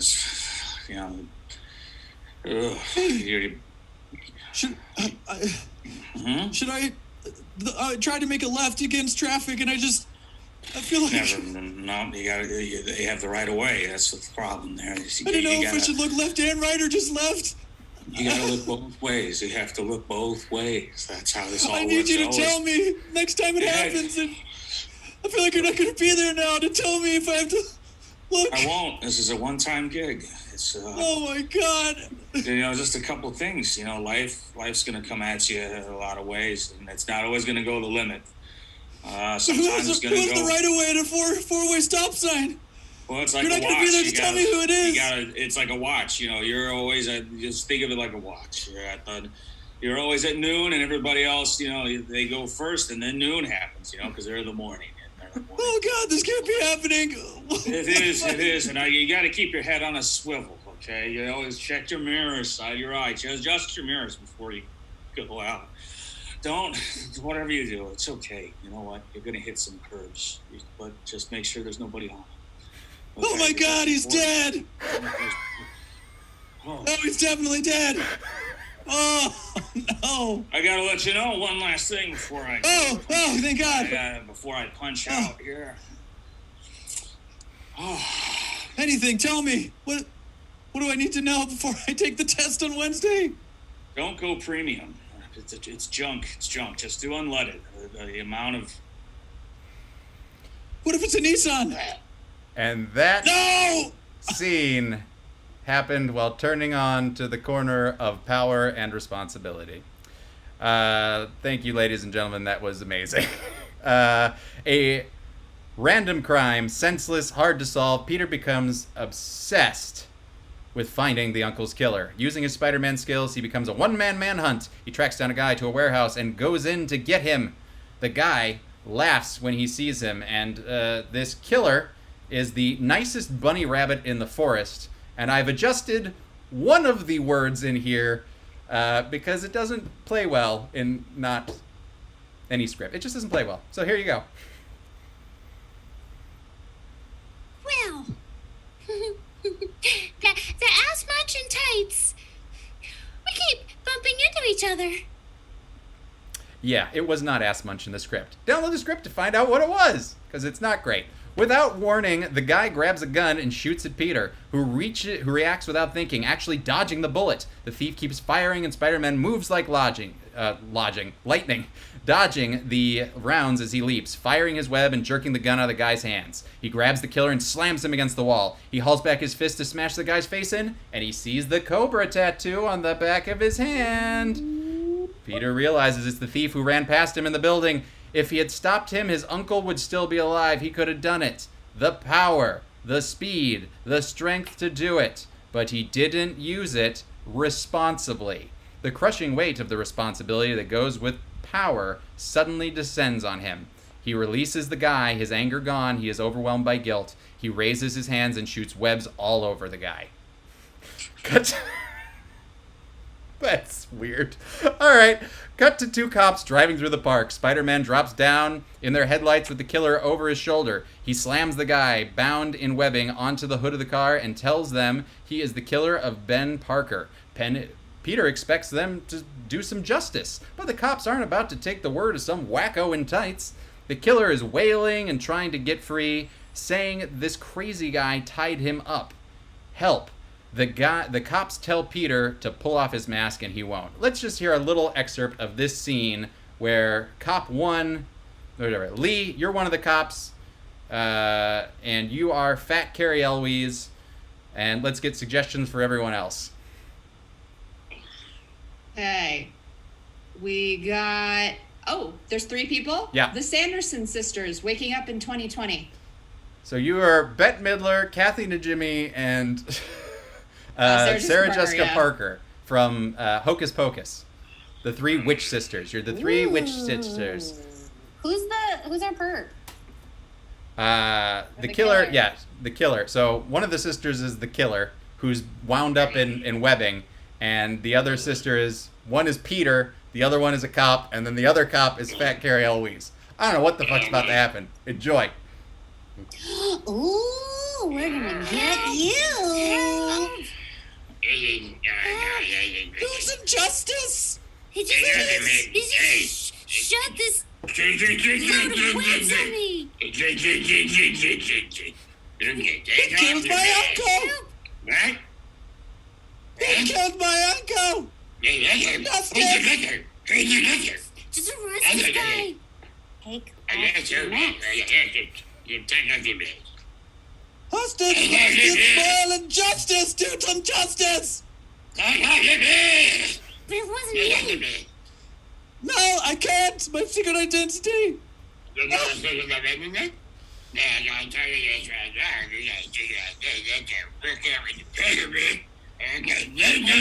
enough from the killer. Mask man, take it off. No, I can't! I can't do it! My secret identity is my uncle, though. So if you need to know, you can just find out who his nephew is. And with that, Peter. All right, It's a Carrie. really stupid way for me to totally give away my identity. Yeah, don't tell him that your uncle was killed. All right. So a lot of Carrie's dialogue was translated to "Come to the station with us. We'll put handcuffs on you and take you in." Peter is furious, and that he's being treated like a criminal, and he snaps the handcuffs and he flies away. That night, a local TV station owned by J. Jonah Jameson runs a story in the evening news that 2 cops were assaulted by the mysterious character known as Spider-Man. Thus begins Spider-Man's feud with the cops and Jameson. Peter goes after criminals now with a vengeance. He wants the world to have some justice, something that seems to be lacking everywhere he looks. Spider-Man becomes a one-man anti-crime wave. He goes after crooks so single-mindedly and viciously that we fear for him, for what he's becoming. He seems to feed on it, going a little nuts. Maybe it was all those years of being helpless, just being helpless, kicked around by the schoolyard bullies with no one to protect him, no father, no older brother. Now he wants to be the big, stronger, older brother to the world. Fix it all. Let there be no more victims, no more pain. As long as he has his strength and his senses, he's going to do it. One night, he sees cops beating the shit out of a guy. He intervenes and webs up the two cops. Now Spider-Man is officially a wanted criminal, and Peter has crossed the line. Peter feels outcast. So now he's a felon, and he's back to square one. He is broke because he can't appear in things anymore.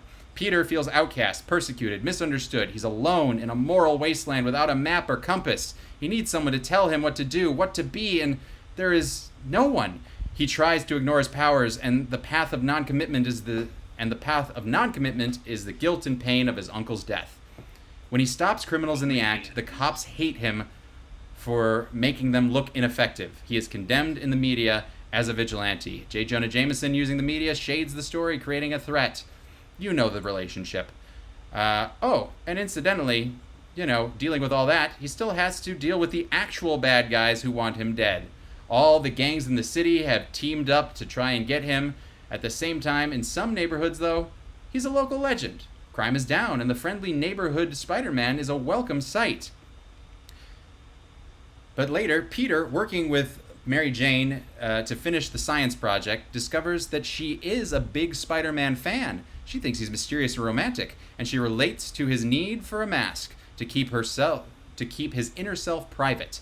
Peter wants so much to tell her, but he can't now that he's a wanted criminal. He follows her after school because he's a criminal. Why not just keep stalking her? Why not? And she goes by herself to her private place, the place she goes to think. She is being followed by some punks. They accost her. There is no one around to help. She screams and they drag her off the street into an abandoned junkyard. Suddenly, Spider-Man is there. He trounces the attackers and webs them up. And for this one line, Spider-Man, you're Meatwad from Aqua Teen Hunger Force. Hey man, if you worthless chunks of vomit show your faces around here again, I'll decorate my Christmas tree with your intestines. Got it? I'm so happy. They get it. They're still worthless chunks of vomit, though, but at least they'll be somewhere else. He picks up Mary Jane and whisks her through the air. He takes her to the top of the... He takes her to the literal top of the world, the stainless steel globe from the 64 World's Fair in Flushing Meadow Park. They sit up there in the moonlight. She melts against him, and with the confidence which the mask gives him, he kisses her through the fabric. It is tender, sensuous, and a moment. Fabric-y. Yep, fabric-y kisses. Peter, in costume, goes to the rendezvous point. He is met by Cordelia and Strand. This begins the most important relationship of the film.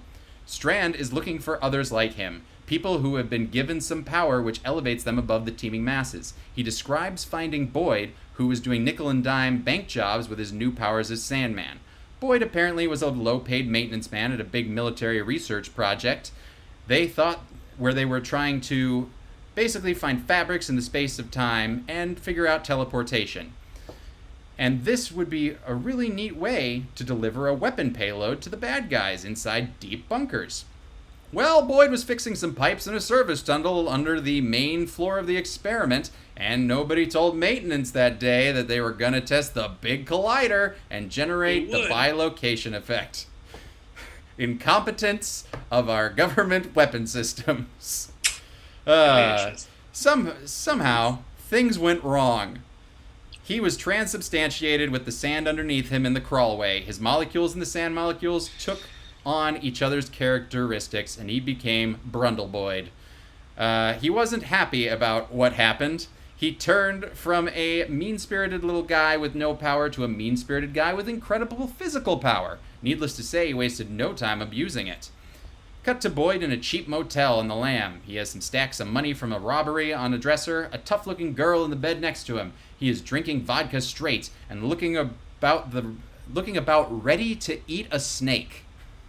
That's his description of toughness. He gets up to find another bottle. The girl brushes distastefully at the sand in the bed. She hates sand in the bed. She's a real Anakin. There is a knock, and Boyd warily answers the door. It is Strand. In the present, Strand describes how he took him in and shows him a better way.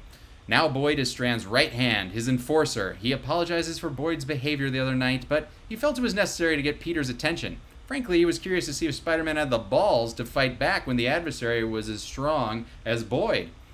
Peter realizes how much he's changed, how much the mask has changed him.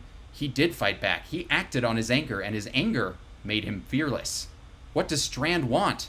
Strand wants to take him under his wing, and Peter needs a father figure. He's seduced by this. The things he says make so much sense to Peter. Strand believes that they are extraordinary individuals joined by fate.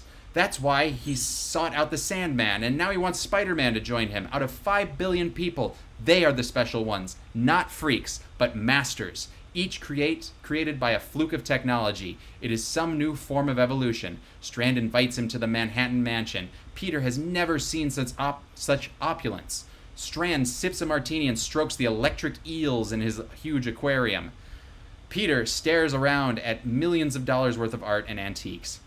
Strand says the whole Spider-Man costume and character are pretty juvenile, and wanted to know who he's really talking to here. He asks him to remove the mask, but Peter won't. Strand explains his vision of the special ones. Let's get a voice for Strand for his explanation. Oh. Jessica Rabbit. You're Jessica Rabbit explaining your vision of society. Good luck. Yeah.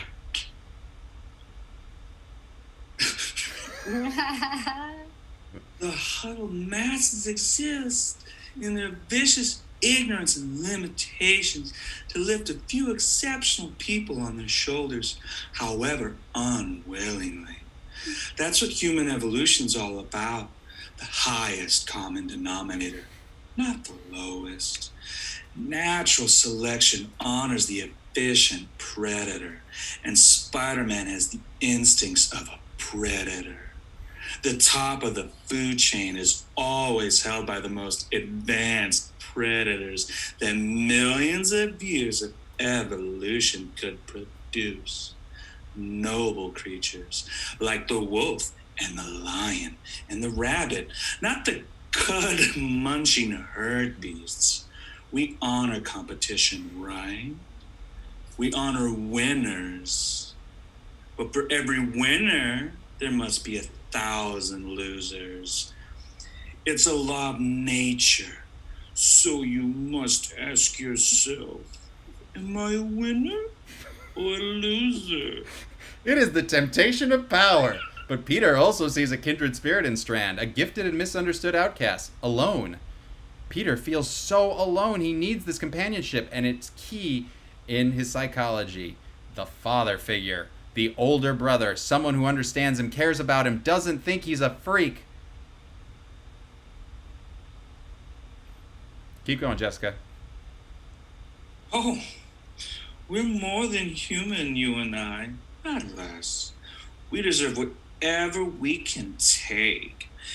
It is the only true law, the law that existed for 500 million years before the laws of man.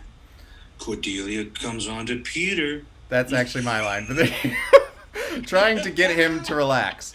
Strand watches as Cordelia does her thing. Peter is starting to get a bad vibe. Strand takes him aside and says if Peter joins him, he can have his fill of Cordelias. They come with the territory. Strand holds a light bulb by its base. Between two fingers, he holds it over Peter's head and makes it glow.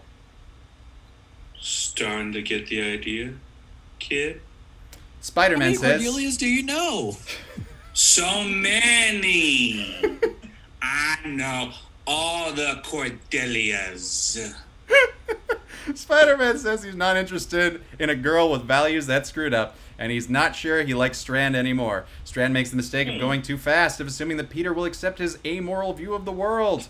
When Peter finds out that Strand is a crook, he says they are enemies. And there's a demonstration of power. They fight, they're hitting, they're zapping, there's a blast, and every blast costs him $1 million. And there's a lot of stuff that happens. It's just he's zapping electricity, Peter's dodging it. Boyd comes in and the carnage intensifies. Peter gets zapped and almost loses consciousness. He shoots a web, snagging a huge aquarium and topples it in an explosion of glass and thousands of gallons of water which cascades around Strand's feet. Strand is temporarily shorted out. The eels flop helplessly. Spider-Man leaps through a window out into the night. Strand looks around the demolished room. He is pissed off but intrigued. Strand begins a campaign to win Spider-Man. First, he buys the TV station and gives J. Jonah Jameson an unlimited budget to bash Spider-Man. And let's get one voice for this. You know what? Do this as your daughter, Leah Vaughn.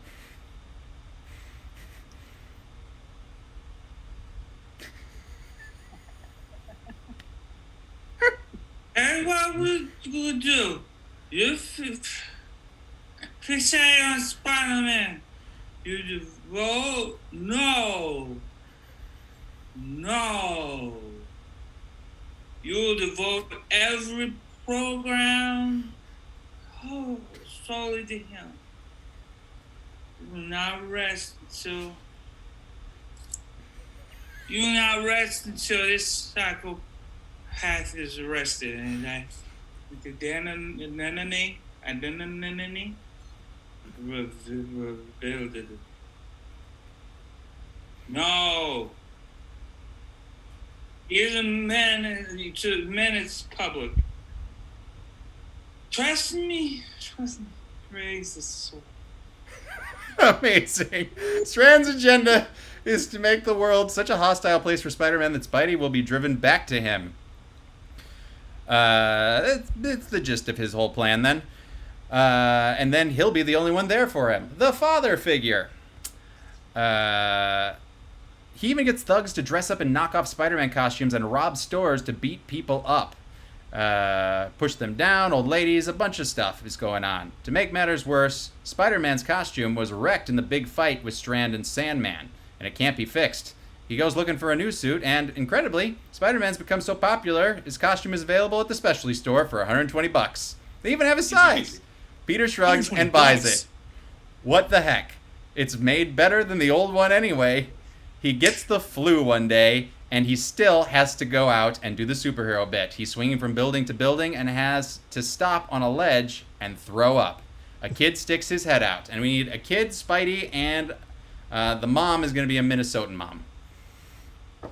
So a kid and Spidey, I need voices. I didn't realize you were looking at me. Yeah. I'm sorry. Okay. Ooh, can't do that one. Bear with me. Okay. Dumbledore and Harry Potter, when Dumbledore is asking Harry Potter if he put his name in the Goblet of Fire. Okay, I guess you're Dumbledore, Spider-Man, and then you're Harry Potter, little kid. You may begin. Hey, yo, Spidey. What's up, man? I've got the flu.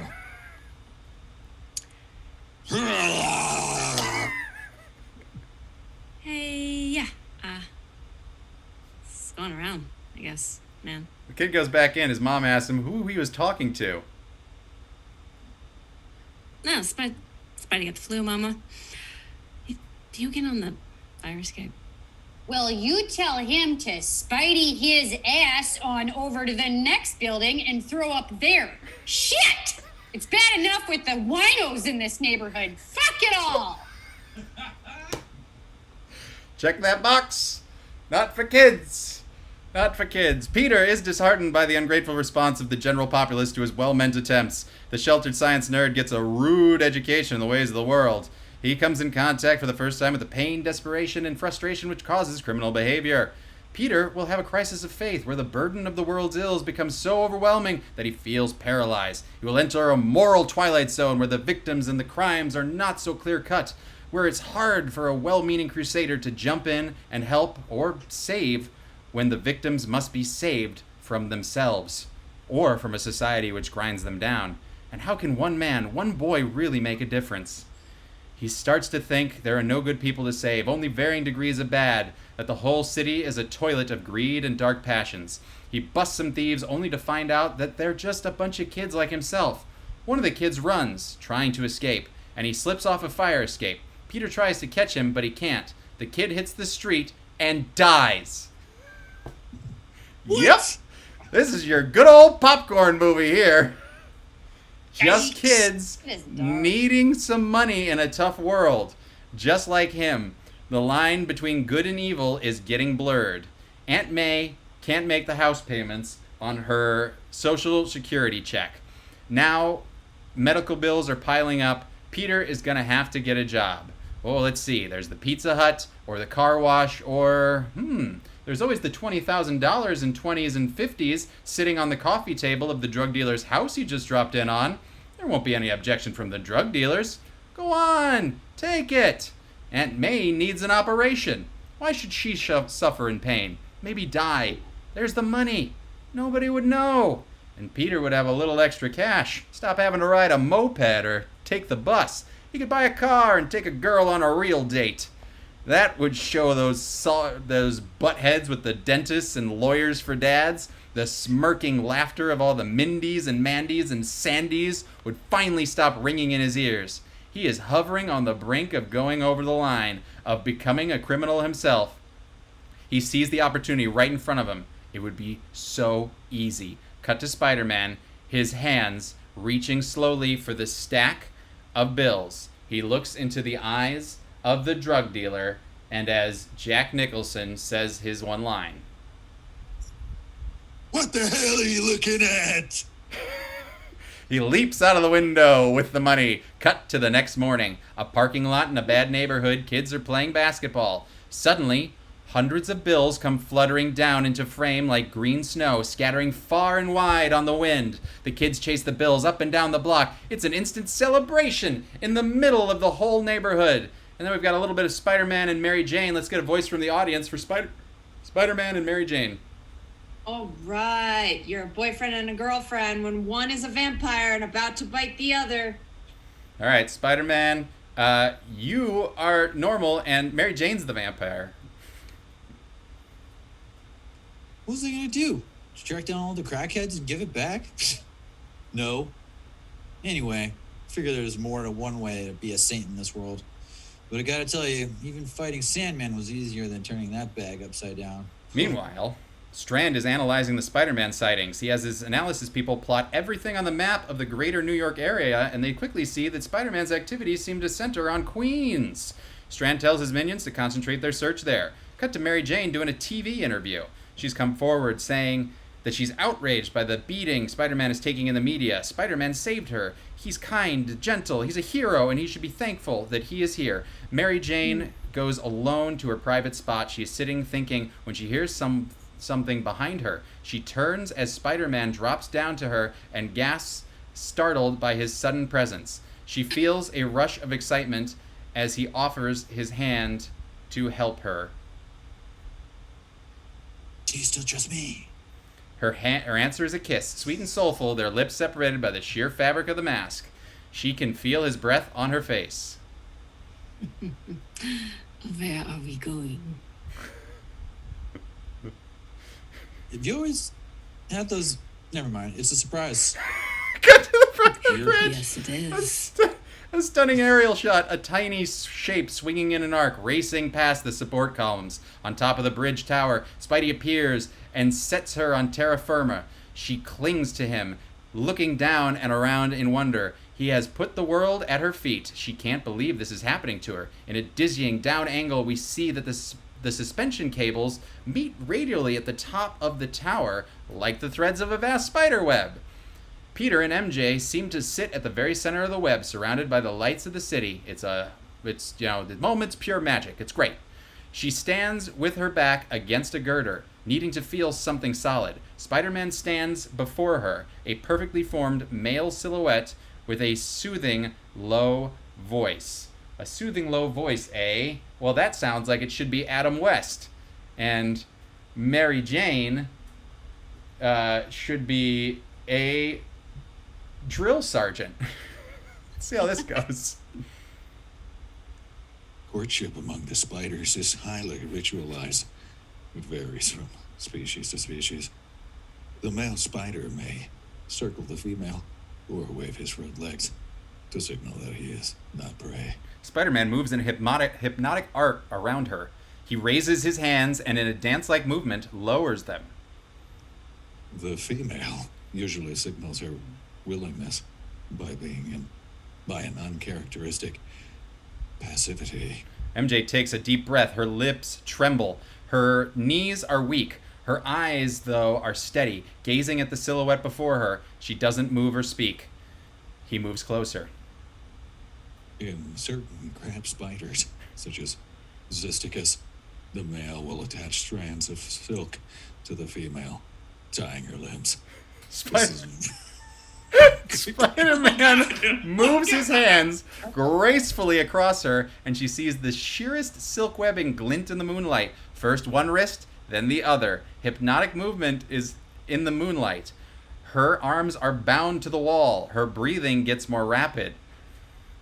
Since the female can break free at any time, the bonds have only symbolic significance. The male must be very bold to take such liberties with a predator female. Oh, yes. He is very bold. But he must also trust her. Close your eyes. He removes his mask and kisses her. Their mouths very slowly and very sensuously devour each other. Peter and MJ are locked together. He is mesmerizing, gentle, powerful. He pushes up her skirt. They make love high above the world. Kind of like where I am right now. She doesn't look. So let's just have a little bit What is of... that up there? So this is Peter's first time on top of a bridge with Mary Jane. We don't know if she's had sex before. We'll just see what this is. So let's hear a little awkward post-coitus conversation between Spider-Man, who probably did some acrobatic moves or something during the act, and Mary Jane. And I'm going to be honest, I kind of want to hear what the drill sergeant and Adam West have as post-coitus. So let's see how this goes. Begin. Whew. Wow. Was that your first time too, or? That was interesting. Oh, wow. This is the best 10 seconds of my life. Whew. Was it that long? No, So, sir. Did you? 6.8. No. Not bad. Not bad at all. You call that not bad, soldier? That was terrible. Do it again. If you say so. Oh no, I can see my aunt down there on the bridge. And that got really weird. All right. We'll cut to Mary Jane the next day at school. She's humming happily as she lets a tarantula walk over her arm in the science room. Two of her girlfriends come up and are completely grossed out. They talk about Peter Parker having a negative effect on her, that she's becoming a nerd like him. She laughs at them and tells them exactly how full of shit they are. We see that she is becoming more confident herself, more able to be different. The brushing need for acceptance has lifted. Her mask is not important anymore. Cut to Strand in his luxurious living room. Boyd is showing him a videotape he shot the night before. We see Spider-Man drop down to MJ, startling her, and then he and MJ kissing. Finally, he hoists her in his arms and swings off into the darkness. Looks like she's the Spider Geek's main squeeze. Carlton Strand just nods, thinking. The Sandman comes to MJ that night, puts her to sleep. Then when the chloroform wears off, she wakes up at Strand's place, a prisoner. When MJ turns up missing, Peter goes to her house. He finds traces of sand in her room and figures out what has happened. At that moment, Jameson is airing a tape, which has been submitted anonymously to the station. It's Boyd's tape, but the kiss has been edited out. So, what you see is Spider-Man dropping down, surprising MJ, then whisking her off into the darkness. The announcer says people have no other leads in the case of the missing girl, and this tape is compelling evidence that Spider-Man may have kidnapped her. Meanwhile, Peter swings into action as Spider-Man. He arrives at the mansion in Midtown. He searches the mansion, can't find him, but he finds Cordelia dead. Strand was in a hurry, didn't have time to jumpstart her after her farewell kiss. Let us hear the final scene between Strand and Cordelia, as you are both Arnold Schwarzenegger. Ah, fuck you. Let me hear your Arnold, Zoran. Oh, you're going to hear my Arnold right now. I will tell you, this is what you're going to say. to the guy who kisses you with his electric tongue. He's like an eel. Eel in your mouth. It's like an eel in his mouth. Yeah, you got it. Okay. Yeah, that's a lot. All right, and begin. Final Okay. scene. So if you touch me, make sure you bring me back this time, you fucking prick. I will totally bring you back. I bring you back every time, you know. Okay, I love it when you it's gonna be- electrify my skin.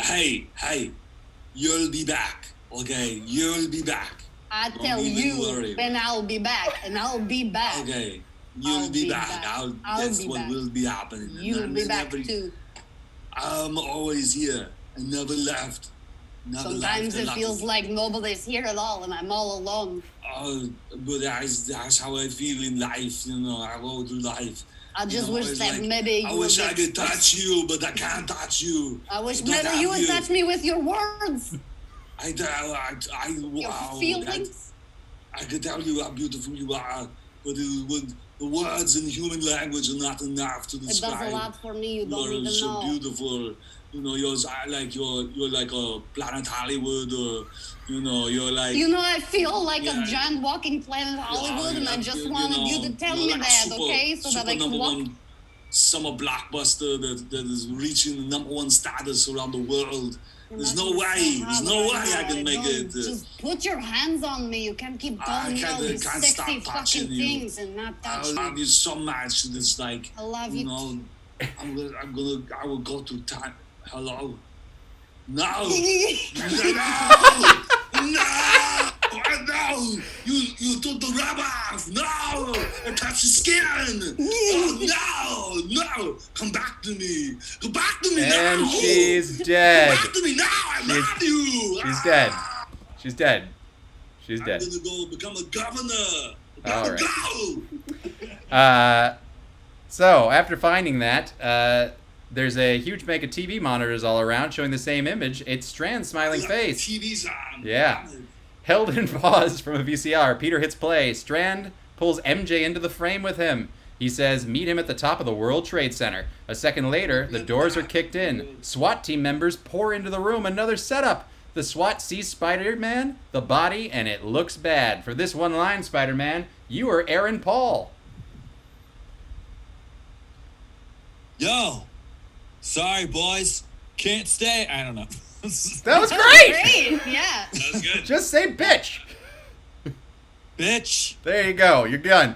They open fire, and Peter leaps, spins, ducks, and barely escapes. On the news, the manhunt for Spider-Man is the top story. He escapes from the police, the kidnapping of Mary Jane Watson, and now the murder of Cordelia. It's all stacking up against him. Peter reaches the World Trade Center towers. He starts to climb like he's never climbed before. He crashes through the glass in the observation deck, which is closed. There, he confronts Strand, who is holding MJ. Peter tells him to let her go, and Strand shrugs. We need voices for Strand and Spider-Man. Okay, it's pairing, if you'll bear with me. Okay. But a principal trying to fire a terrible teacher, but the teacher doesn't get the hint.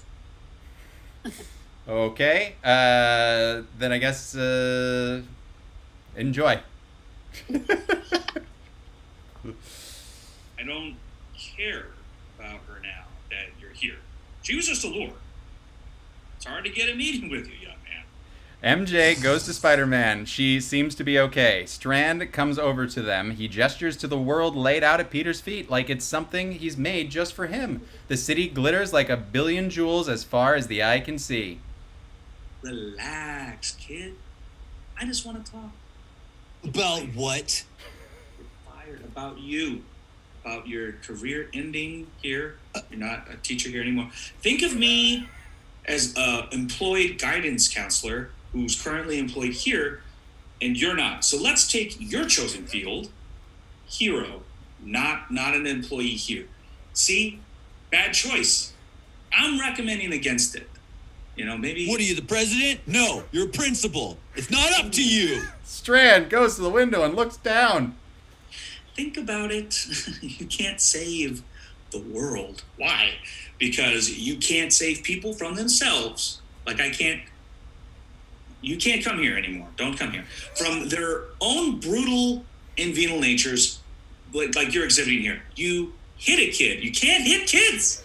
These kids are not. They don't do that anymore. Who taught you? Whatever. You're either a predator or a prey in this world, and honestly, you need to stop being the predator, being the prey. just calm down. Everybody here's prey, you know? Think of your eyes on the side of your head. A killer or a victim. Be neither of those. Why am I giving you this metaphor? You're fired, and don't kill kids. All right, that's that speech. This speech is fucking bizarre. It is. As a principal, it is who gives very a speech weird. as a principal? Why waste your gift on the ungrateful masses? Who would love to see your mask ripped off and see you dragged through the slime? The only thing they love more than a hero is to see that hero fail, fall, screw up, to see him exposed in a scandal, arrested with his pants down, caught with his hands in the till, which is what happened to you while you're fired. You know why? It lets them feel better about their own miserable lives. Oh, he turns dramatically to face Spider-Man. He moves closer. His voice is hypnotic, and let's get a new voice for Strand here. Are you pulling one? I think I will pull. No, go ahead. Give me one. Penguin from Batman.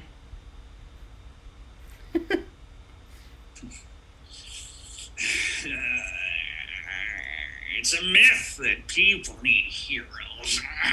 People hate heroes. Heroes make them feel bad by creating examples they can't never live up to. As long as the media can show day after day that the people they respect and admire are just as twisted inside as they are, they're reassured. They can sleep at night. They can face their puffy faces in the mirror in the morning. MJ looks at Spider-Man. It's impossible to read his expression through the mask from her perspective. Though, by clever lighting, we will be able to see the uncertainty in his eyes. Misery loves company, and everybody's miserable. You'll run around in your long underwear coming off of them like some holier-than-thou saint. Mister, my socks don't smell. You're heading for a big fall. They hate you. Strand steps up to Peter.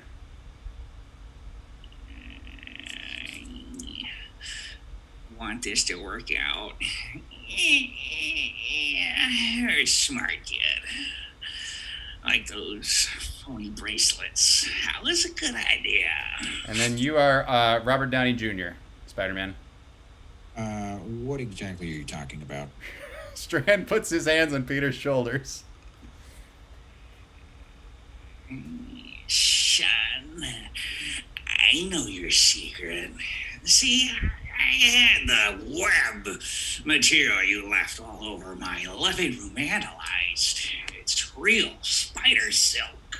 All right. He grabs Peter's wrist and rips off the fake web shooters, bends the hand forward, forcing the spinneret to poke out a little bit. Mary Jane looks a little shocked at that one. Peter sees the fear in her eyes, and his will seems to collapse. He is finally seen as the freak that he is.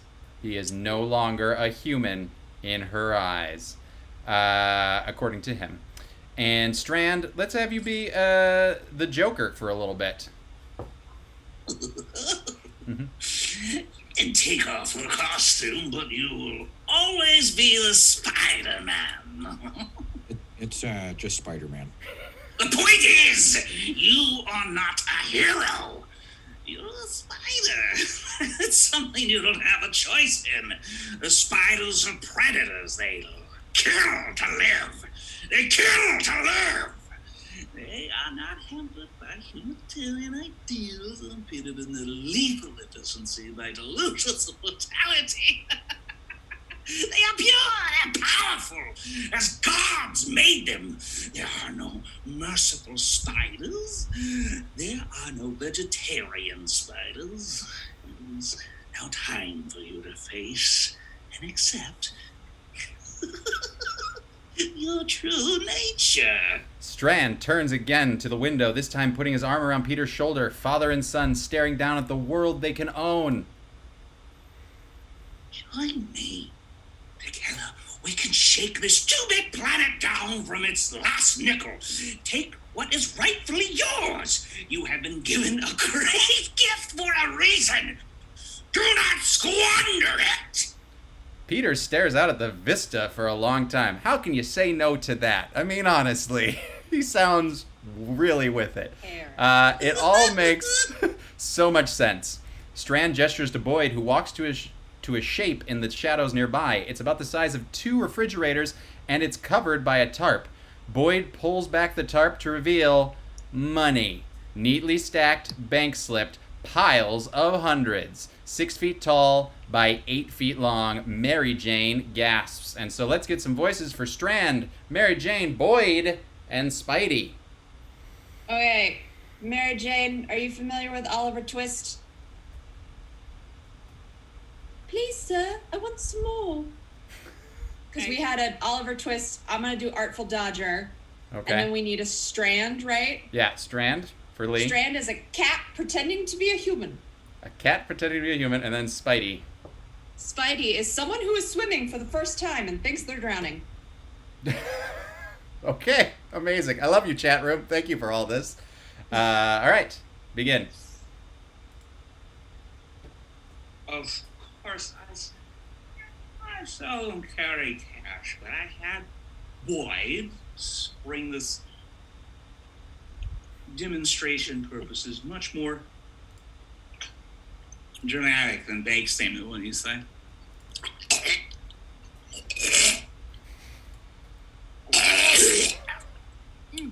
God.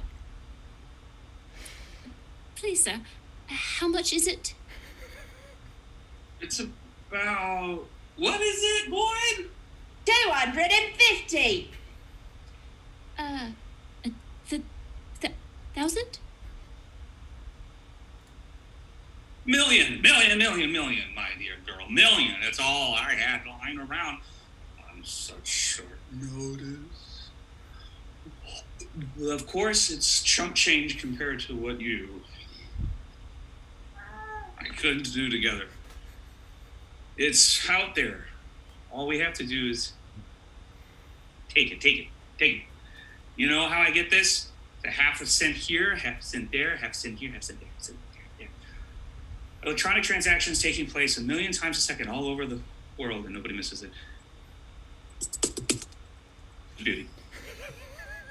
I took some money once. It was easy. It was, whoa, oh God! I can't swim! It was all just sitting there.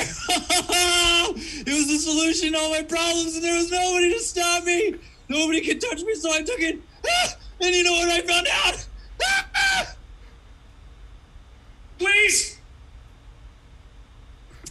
Next you're gonna tell me you gave the money back. You gave the money back. There's a line you don't cross. Sometimes you only find the line by tripping over it the first time you cross it, but once you do, you always know right where it is. This is a disappointment. Listen, you want to talk about fate? You want to talk about fate? Excuse me, sir. I think that's Spider-Man's line. More or less.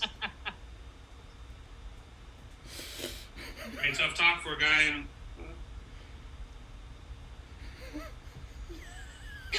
Listen to me, you want to talk about fate? Maybe there was a reason for all this. I was put down here to stop guys like you and no one else had the balls. Pretty tough talk for a guy in Dan's skin. And Strand moves without warning, grabbing Mary Jane before Peter can pull her away.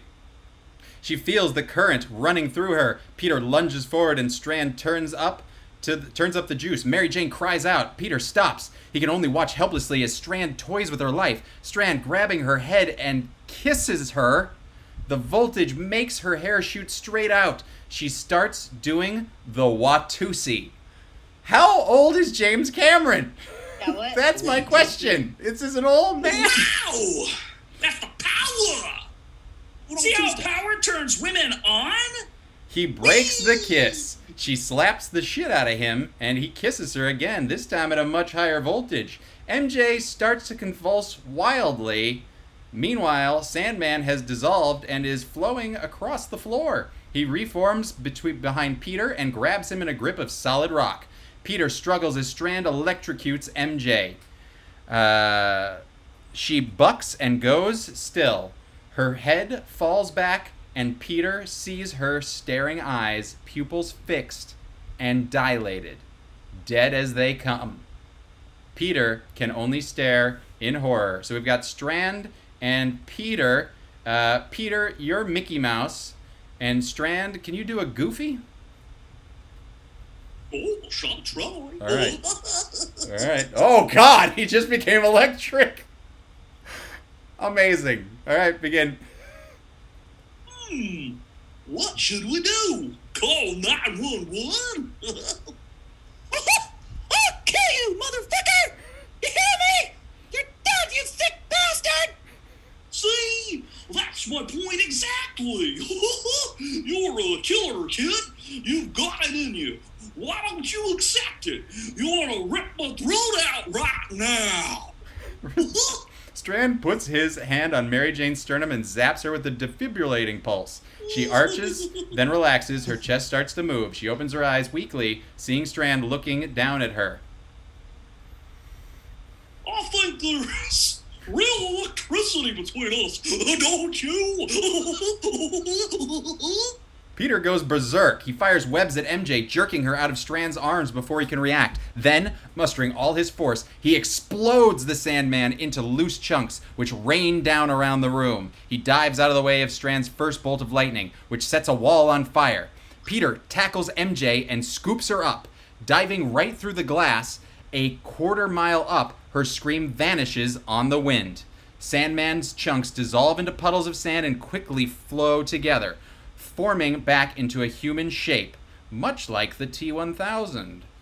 Anyway, Strand, in a fury, runs to the window, looking down. No sign of Spider-Man. Looking up, he catches a glimpse of a figure leaping from one tower to the next, carrying MJ to safety. On the roof of the tower, Spider-Man gets MJ to the stairwell door. He rips it off the hinges, and he tells her to run. She starts down, then turns back to him. Mary Jane, you're a Disney princess. Spider-Man, you're Philip Seymour Hoffman. I love you. Cool. He turns to see, across the gap on the outdoor deck of the South Tower, Sandman and Strand come out the door. Strand fires lightning bolts across to the other roof, blasting debris into the air. Peter knows enough not to leap onto the microwave tower. It's a natural lightning rod. Strand summons a furious force field of electromagnetic energy, like a sorcerer calling upon a demon. The fiercely glowing plasma leaps across the base of the microwave mast on the north tower. It starts to glow cherry red. Concentrating, he uses the electromagnetic force to bend the microwave tower towards him. It topples, falling across the gap, bridging the two towers. Sandman leaps onto the bridge and runs across to Spider-Man. The final battle is joined. And it's a real barn burner. Let me tell you, vicious and elemental. I won't bore you with the details right now, but it's big. It's real big. It's good. Some of the highlights, let's just say here, a major slugfest with Sandman during this whole kerfuffle. Peter is pummeled. His costume ripped half off. Just half off there, you know. Sandman gets spread around and reforms. Okay, so, you know, that happens. All the while, Strand is ripping open the power panel next to the huge roof fans, pulling out the 440-volt main cables and feeding off the power, eh? And screaming to high heaven as the energy blasts, you know, they go right through him.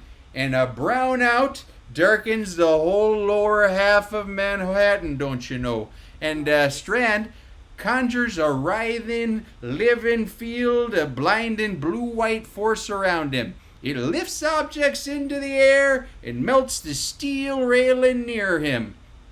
The power of his mind to control the electromagnetic forces has grown exponentially. Sandman, all the meanwhile, pounds Spidey into semi-consciousness and hurls him off the roof. He catches a web and pulls himself back up, and it's, you know what? let's hear a little dialogue between Boyd and Spider-Man there. Let's get a little relationship for you. An overly enthusiastic theater nerd, auditioning for the High School Musical to a less than enthusiastic English teacher roped into being the director. Okay.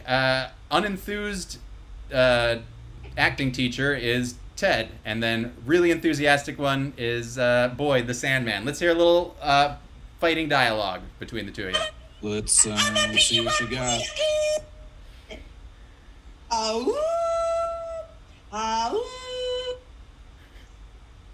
Is that it? You up real good? Did you have anything else prepared, or? Yeah! I guess let's see it. I fight the bad guys really good. I fight you, beat you, yeah.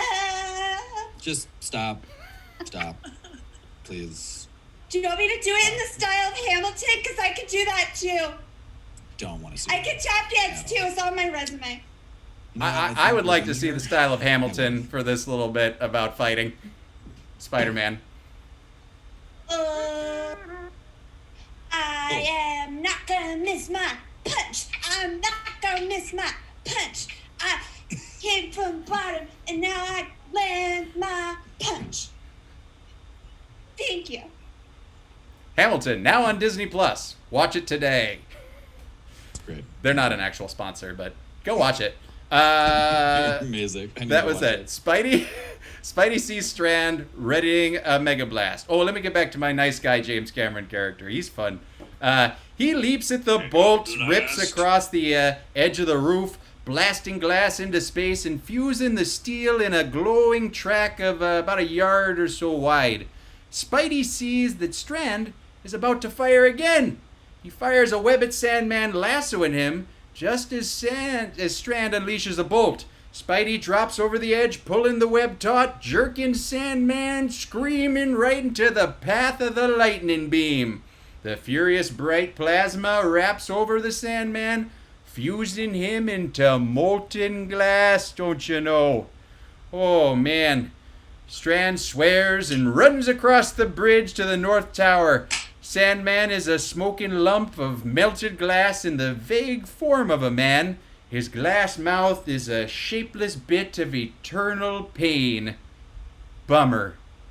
That's written in there. It actually says bummer. Strand looks around and in a fury, Spider-Man appears around the superstructure of the tower with a fire hose. He unleashes a stream of water at Strand just as he is summoning a surge of power.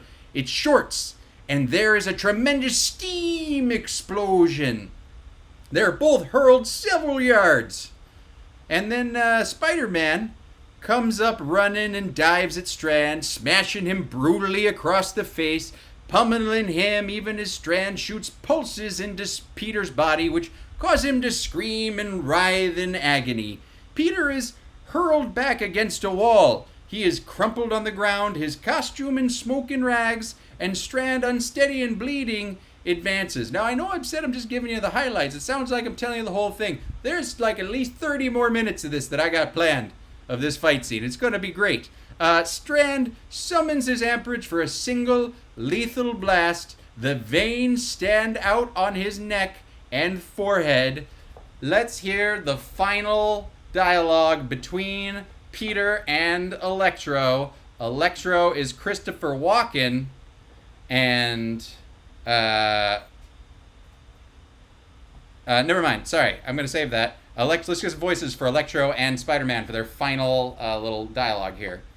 Norman Bates and his mother. Wow. Okay, Norman Bates and his mother. Improvise a little bit of that. You are the mother, Electro, and Norman Bates, you are Spider-Man. Mother, I'd really like it if you would just stop. We need to stop what we're doing. You would! I bet you would let me stop! No. Don't do it. Don't. You need to stop with the electricity. No, stop it! Stop it!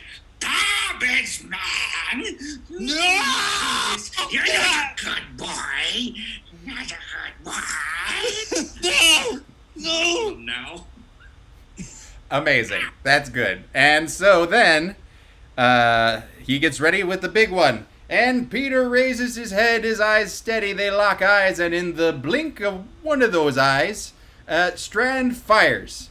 Peter leaps, is midair, he tags Strand with a loop of web and sails past him over the edge, jerking Strand with them over the side. They fall together down the face of the tower. Strand screams, unleashing bolts of power in all directions. From a distance, it looks like some kind of fantastic Jacob's ladder as the arcs light up the gap between the two towers. Strand's death fall is one of the most beautiful displays ever seen. I mean, it's magnificent, like a symmetrical release of the energy which created him out of art and the elements. It's beautiful. They're falling. Peter, he's fighting for consciousness. He fires webs at the wall, and one finally sticks, but it breaks. They're going too fast, don't you know? He fires one at the far tower. 50 feet away he is. It grabs, and he swings towards the tower, slamming against it as the line pulls taut like Bruce Willis in Die Hard, holding, jerking him to a stop. Sharon was so happy with that.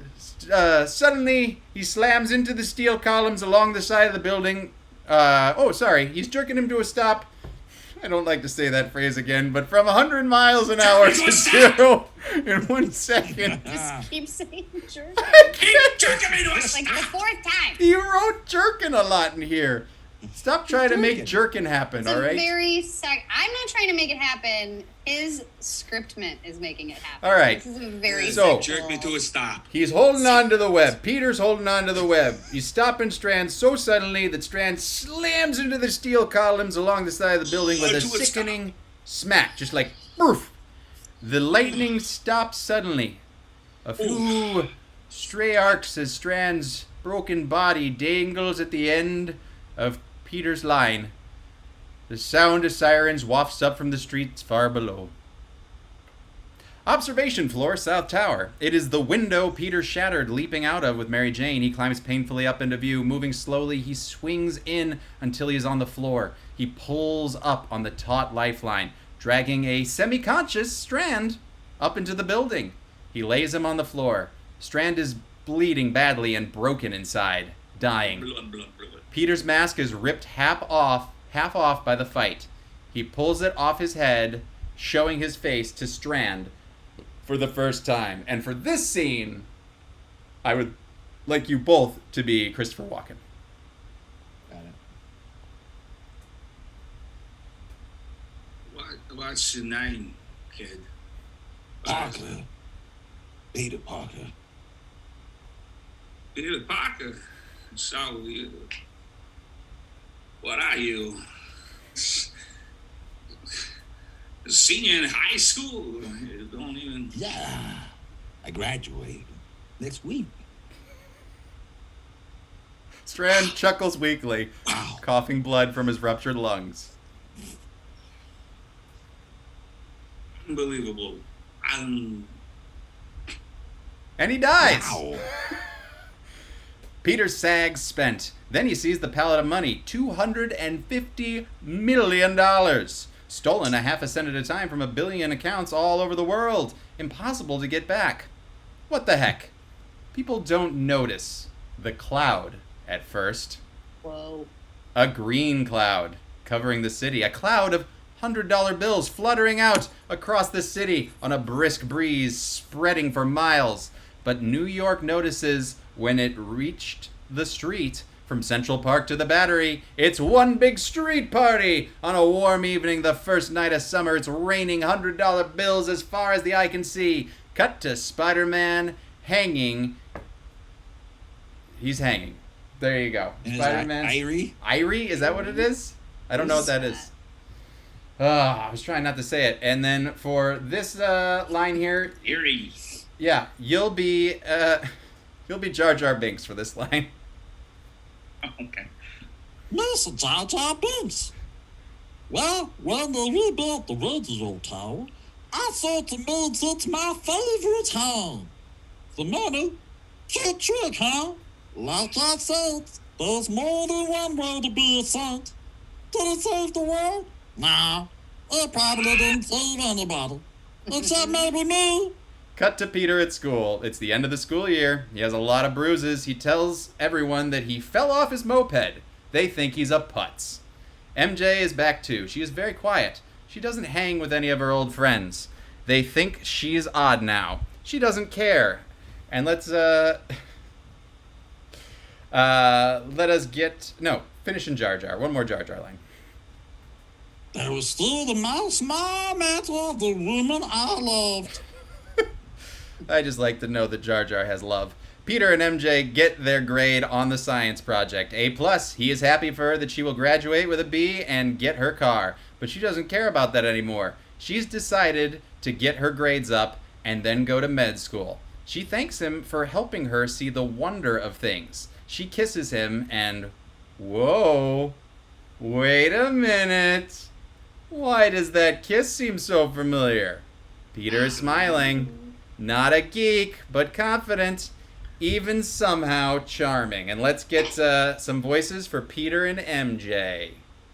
Okay, MJ is a woman convincing you to join her MLM. What is an MLM? I actually don't know what that is. Multi-level marketing. Got it. So it's like... Thank you. And then SpongeBob. Okay.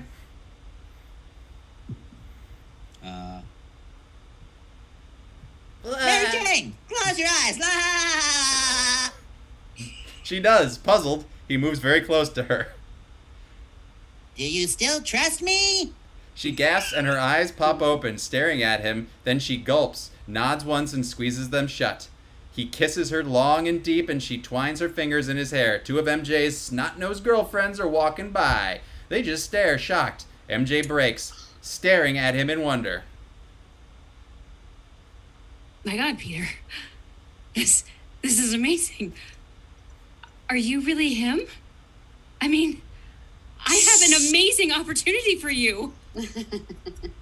Let's hear a little bit more about that opportunity. What do you got for him? Tell me more.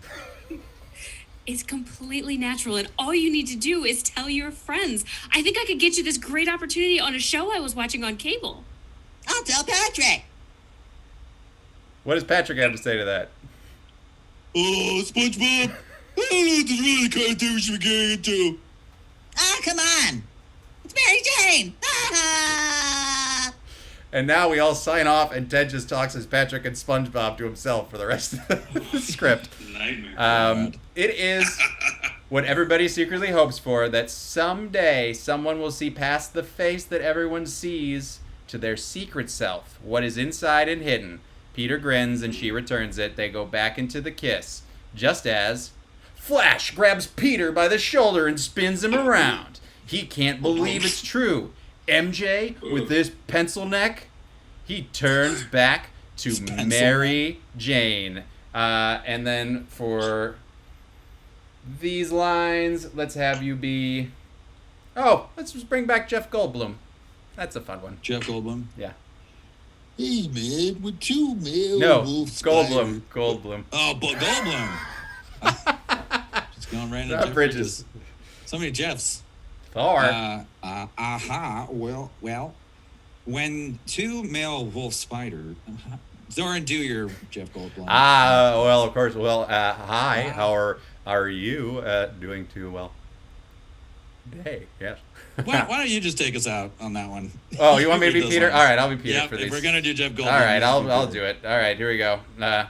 Yes. Well, when 2 male wolf spiders, Pardosa, encounter one another in the presence of a female, yes, they assume ritual threat postures.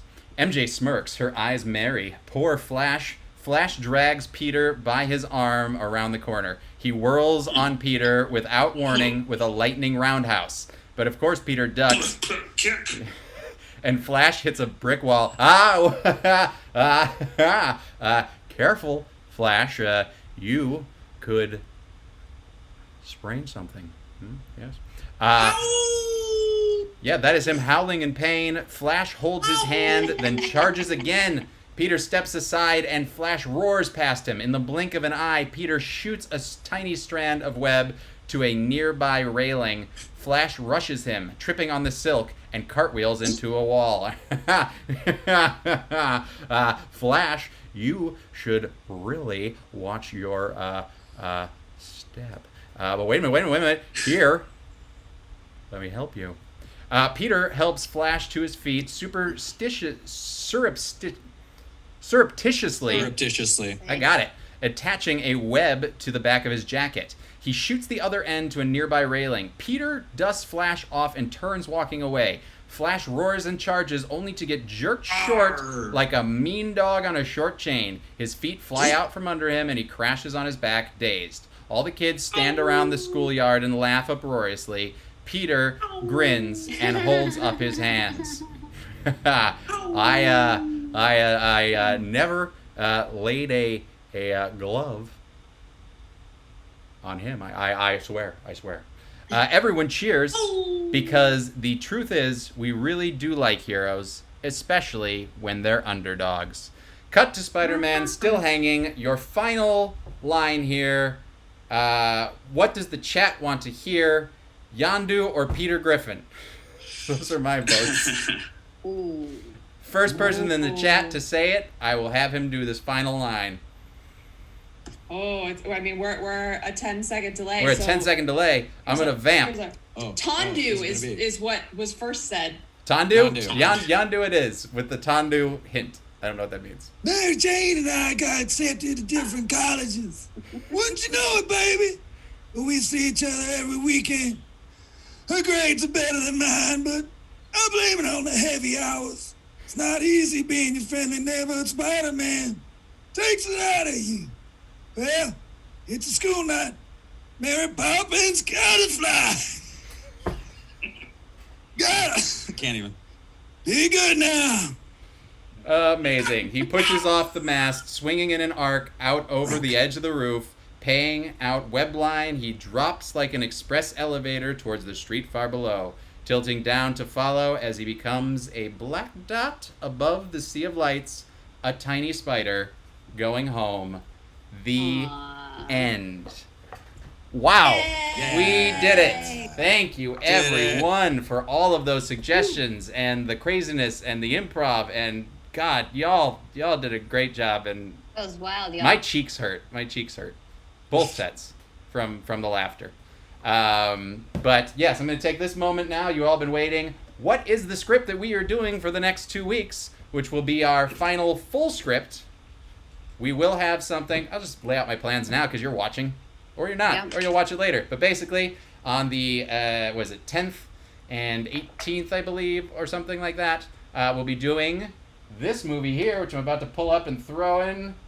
The movie that nobody voted for, Roger Rabbit 2 Toon Platoon. It was always an option. No one voted for it. Well, everyone voted for the other things. There were people that voted, and so I want to make sure we do this one. And I've got hopefully some very special guests coming for Roger Rabbit 2, so that's going to be very, very exciting. I'm hoping to announce the cast this next week. It's going to be very exciting. So that's the 10th and 11th of July, and then following that, we will be doing one more final season finale episode on the 24th, and I'm not going to tell you what that is yet. You'll have to stay tuned to our Roger Rabbits to find out what the final one is, but it's going to be a very fun one, and it is horror related. So horror fans out there can come back after our cartoon extravaganza that is Roger Rabbit 2 Toon Platoon, a prequel that has Roger Rabbit fighting in World War II and coming to Hollywood to become a star and meet his future wife, Jessica Rabbit. It's going to be a lot of fun, so stay tuned for that next week. So a big thank you to all of our actors and all of the chat. Megan for moderating and bringing all of the craziness together. I'm really glad that we've been able to do this. We're going to be closing out the summer. We've been doing this since April 24th. Little break in the middle there, but April 24th to July 24th, 3 months of that. That covers a movie season, and maybe the movie theaters will actually start be opening so that we won't, my promise was until we could leave our houses, and we could still leave our houses, but You shouldn't go to the movie theater. No, you shouldn't go to the movie theaters. I'm just saying that was one of the things I said I'm going to stop. If you're in Chicago, the Music Box is open, and they are doing some really great things to commit to social distancing, masks. So if you're in Chicago, check out the Music Box because they are making it special if you're there. I mean, I've enjoyed the Music Box. That's awesome. Many times there. Yeah. Last thing before I go is, what is the one standout thing that anyone remembers from this script that we just read? You got to remember at least one thing that either offended you or was just ridiculous. Mary Jane and Spider-Man getting it on. Okay, that was hot. I was gonna say it was hot. Aunt May and the sticky sheets. That's all I got. Yeah. Okay, come everywhere. So much puberty, so many hormones, and like so many uses of slapping a woman around. That was Get off it! All right. About when that one kid died. There was a kid who died. He And just it was like, Spider-Man man, tried to rescue him. I guess it's not black and white. But the thing is, Spider-Man tried to rescue him and failed. So that's more guilt on top of Spider-Man. Like, oh God, I tried to save him and he died. What am I gonna do? not enough guilt. And then also, I want to say at the end, aren't all like it says the schoolyard like laughs at Flash during that big fight scene? He's flinging webs around and like sticking webs on him. I'm like, is he just like, no, I'm Spider-Man now. I don't care.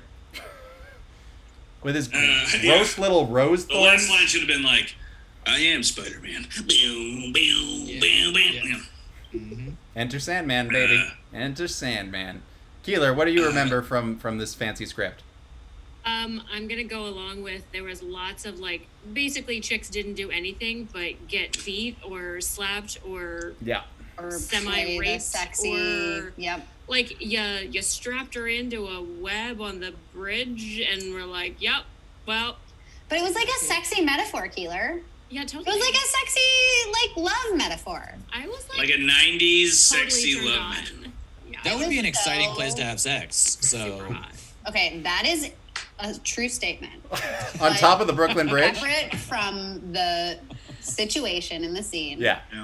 That's been a lot of, I gotta be honest, and it's probably just the times, but that's been like a lot of the scripts that I've been on, I've noticed a lot of that. Like, these are movies that I grew up loving and watching, and like, it's shocking to read through the scripts and see what is written where you're just like, holy shit. Yeah, I think it was also just a very dark script. I did enjoy his push towards Peter kind of becoming a criminal, which I think was a fun angle that we've never really seen. It's always been, nope, I'm the hero, I'm the da-da-da-da-da. I was like, oh no, he's kind of like, he's messed up inside. He's a teenager, and he's like, I don't know what the hell's going on in the world. So there's something interesting there. It was kind of fun that it was, I mean, I don't know that it's like that. Is there a ghost? Oh, it's fireworks, but I thought somebody was coming into my backyard with a gun. Okay. I got really scared for a second. No big deal. But yeah, it's very interesting that this like Scriptment kind of explained, like it was so clear that like becoming Spider-Man was puberty and blah, blah, blah, blah, blah. And you see that happen in the other like hero scripts that we've read, but to have it be so blatantly like spelled out, like this is a metaphor for puberty and becoming an adult and having a darker side of your personality and coming all over, crying every time you come, which is a very common, it's a very common adult, problem. Okay. When I was 13, I couldn't stop. Oh, God. A mountain of cum. Well, ladies and gentlemen, I think we have retired. We've gone as far as we can with this tonight. It's just a full scene right there because first you got to make the mountain. Oh, my God. I will say I did like that Electro was different. He wasn't just like some kind of thug, that he was smarter, and that was fun to see that villain be that, and that he wasn't just hating Peter, that he wanted to like turn him to his team, and it was just kind of baiting him. So there was like, it was interesting dynamic as opposed to like something else. No, he actually like, I hate him, kill him. He respected Peter, which was very nice. All right. Yeah. So thank you very much, everybody, for that. I just wanted to talk briefly about it because we never get to. Because next week we're starting Roger Rabbit 2. So stay tuned. July 10th for Roger Rabbit 2. Follow everybody here. Their social media stuff is in the description. So follow all these people. Just like Spider-Man follows Mary Jane wherever he goes. Yeah, like also so much stalkery shit. I mean, He's a teenager. It was problematic. He's a hormone-addled teenager. It's problematic, but it didn't get made. And this is us exploring what could have been. And thankfully it wasn't. If he hadn't been stalking her, he wouldn't have known to save her at a couple points. So, you know, it eventually paid off. So if you have someone that you're stalking. All right. He might be able to save them if they're in trouble. That was the is what I'm saying. That was the lesson. Goodbye, everybody. I'm just saying. And Jesus. remember, in a summer without movies, it's better than stalking some woman that you've never actually had a conversation Unless with. you save them. All right, goodbye. Unless you save them. Unless you save them. Oh, Jesus. Good night.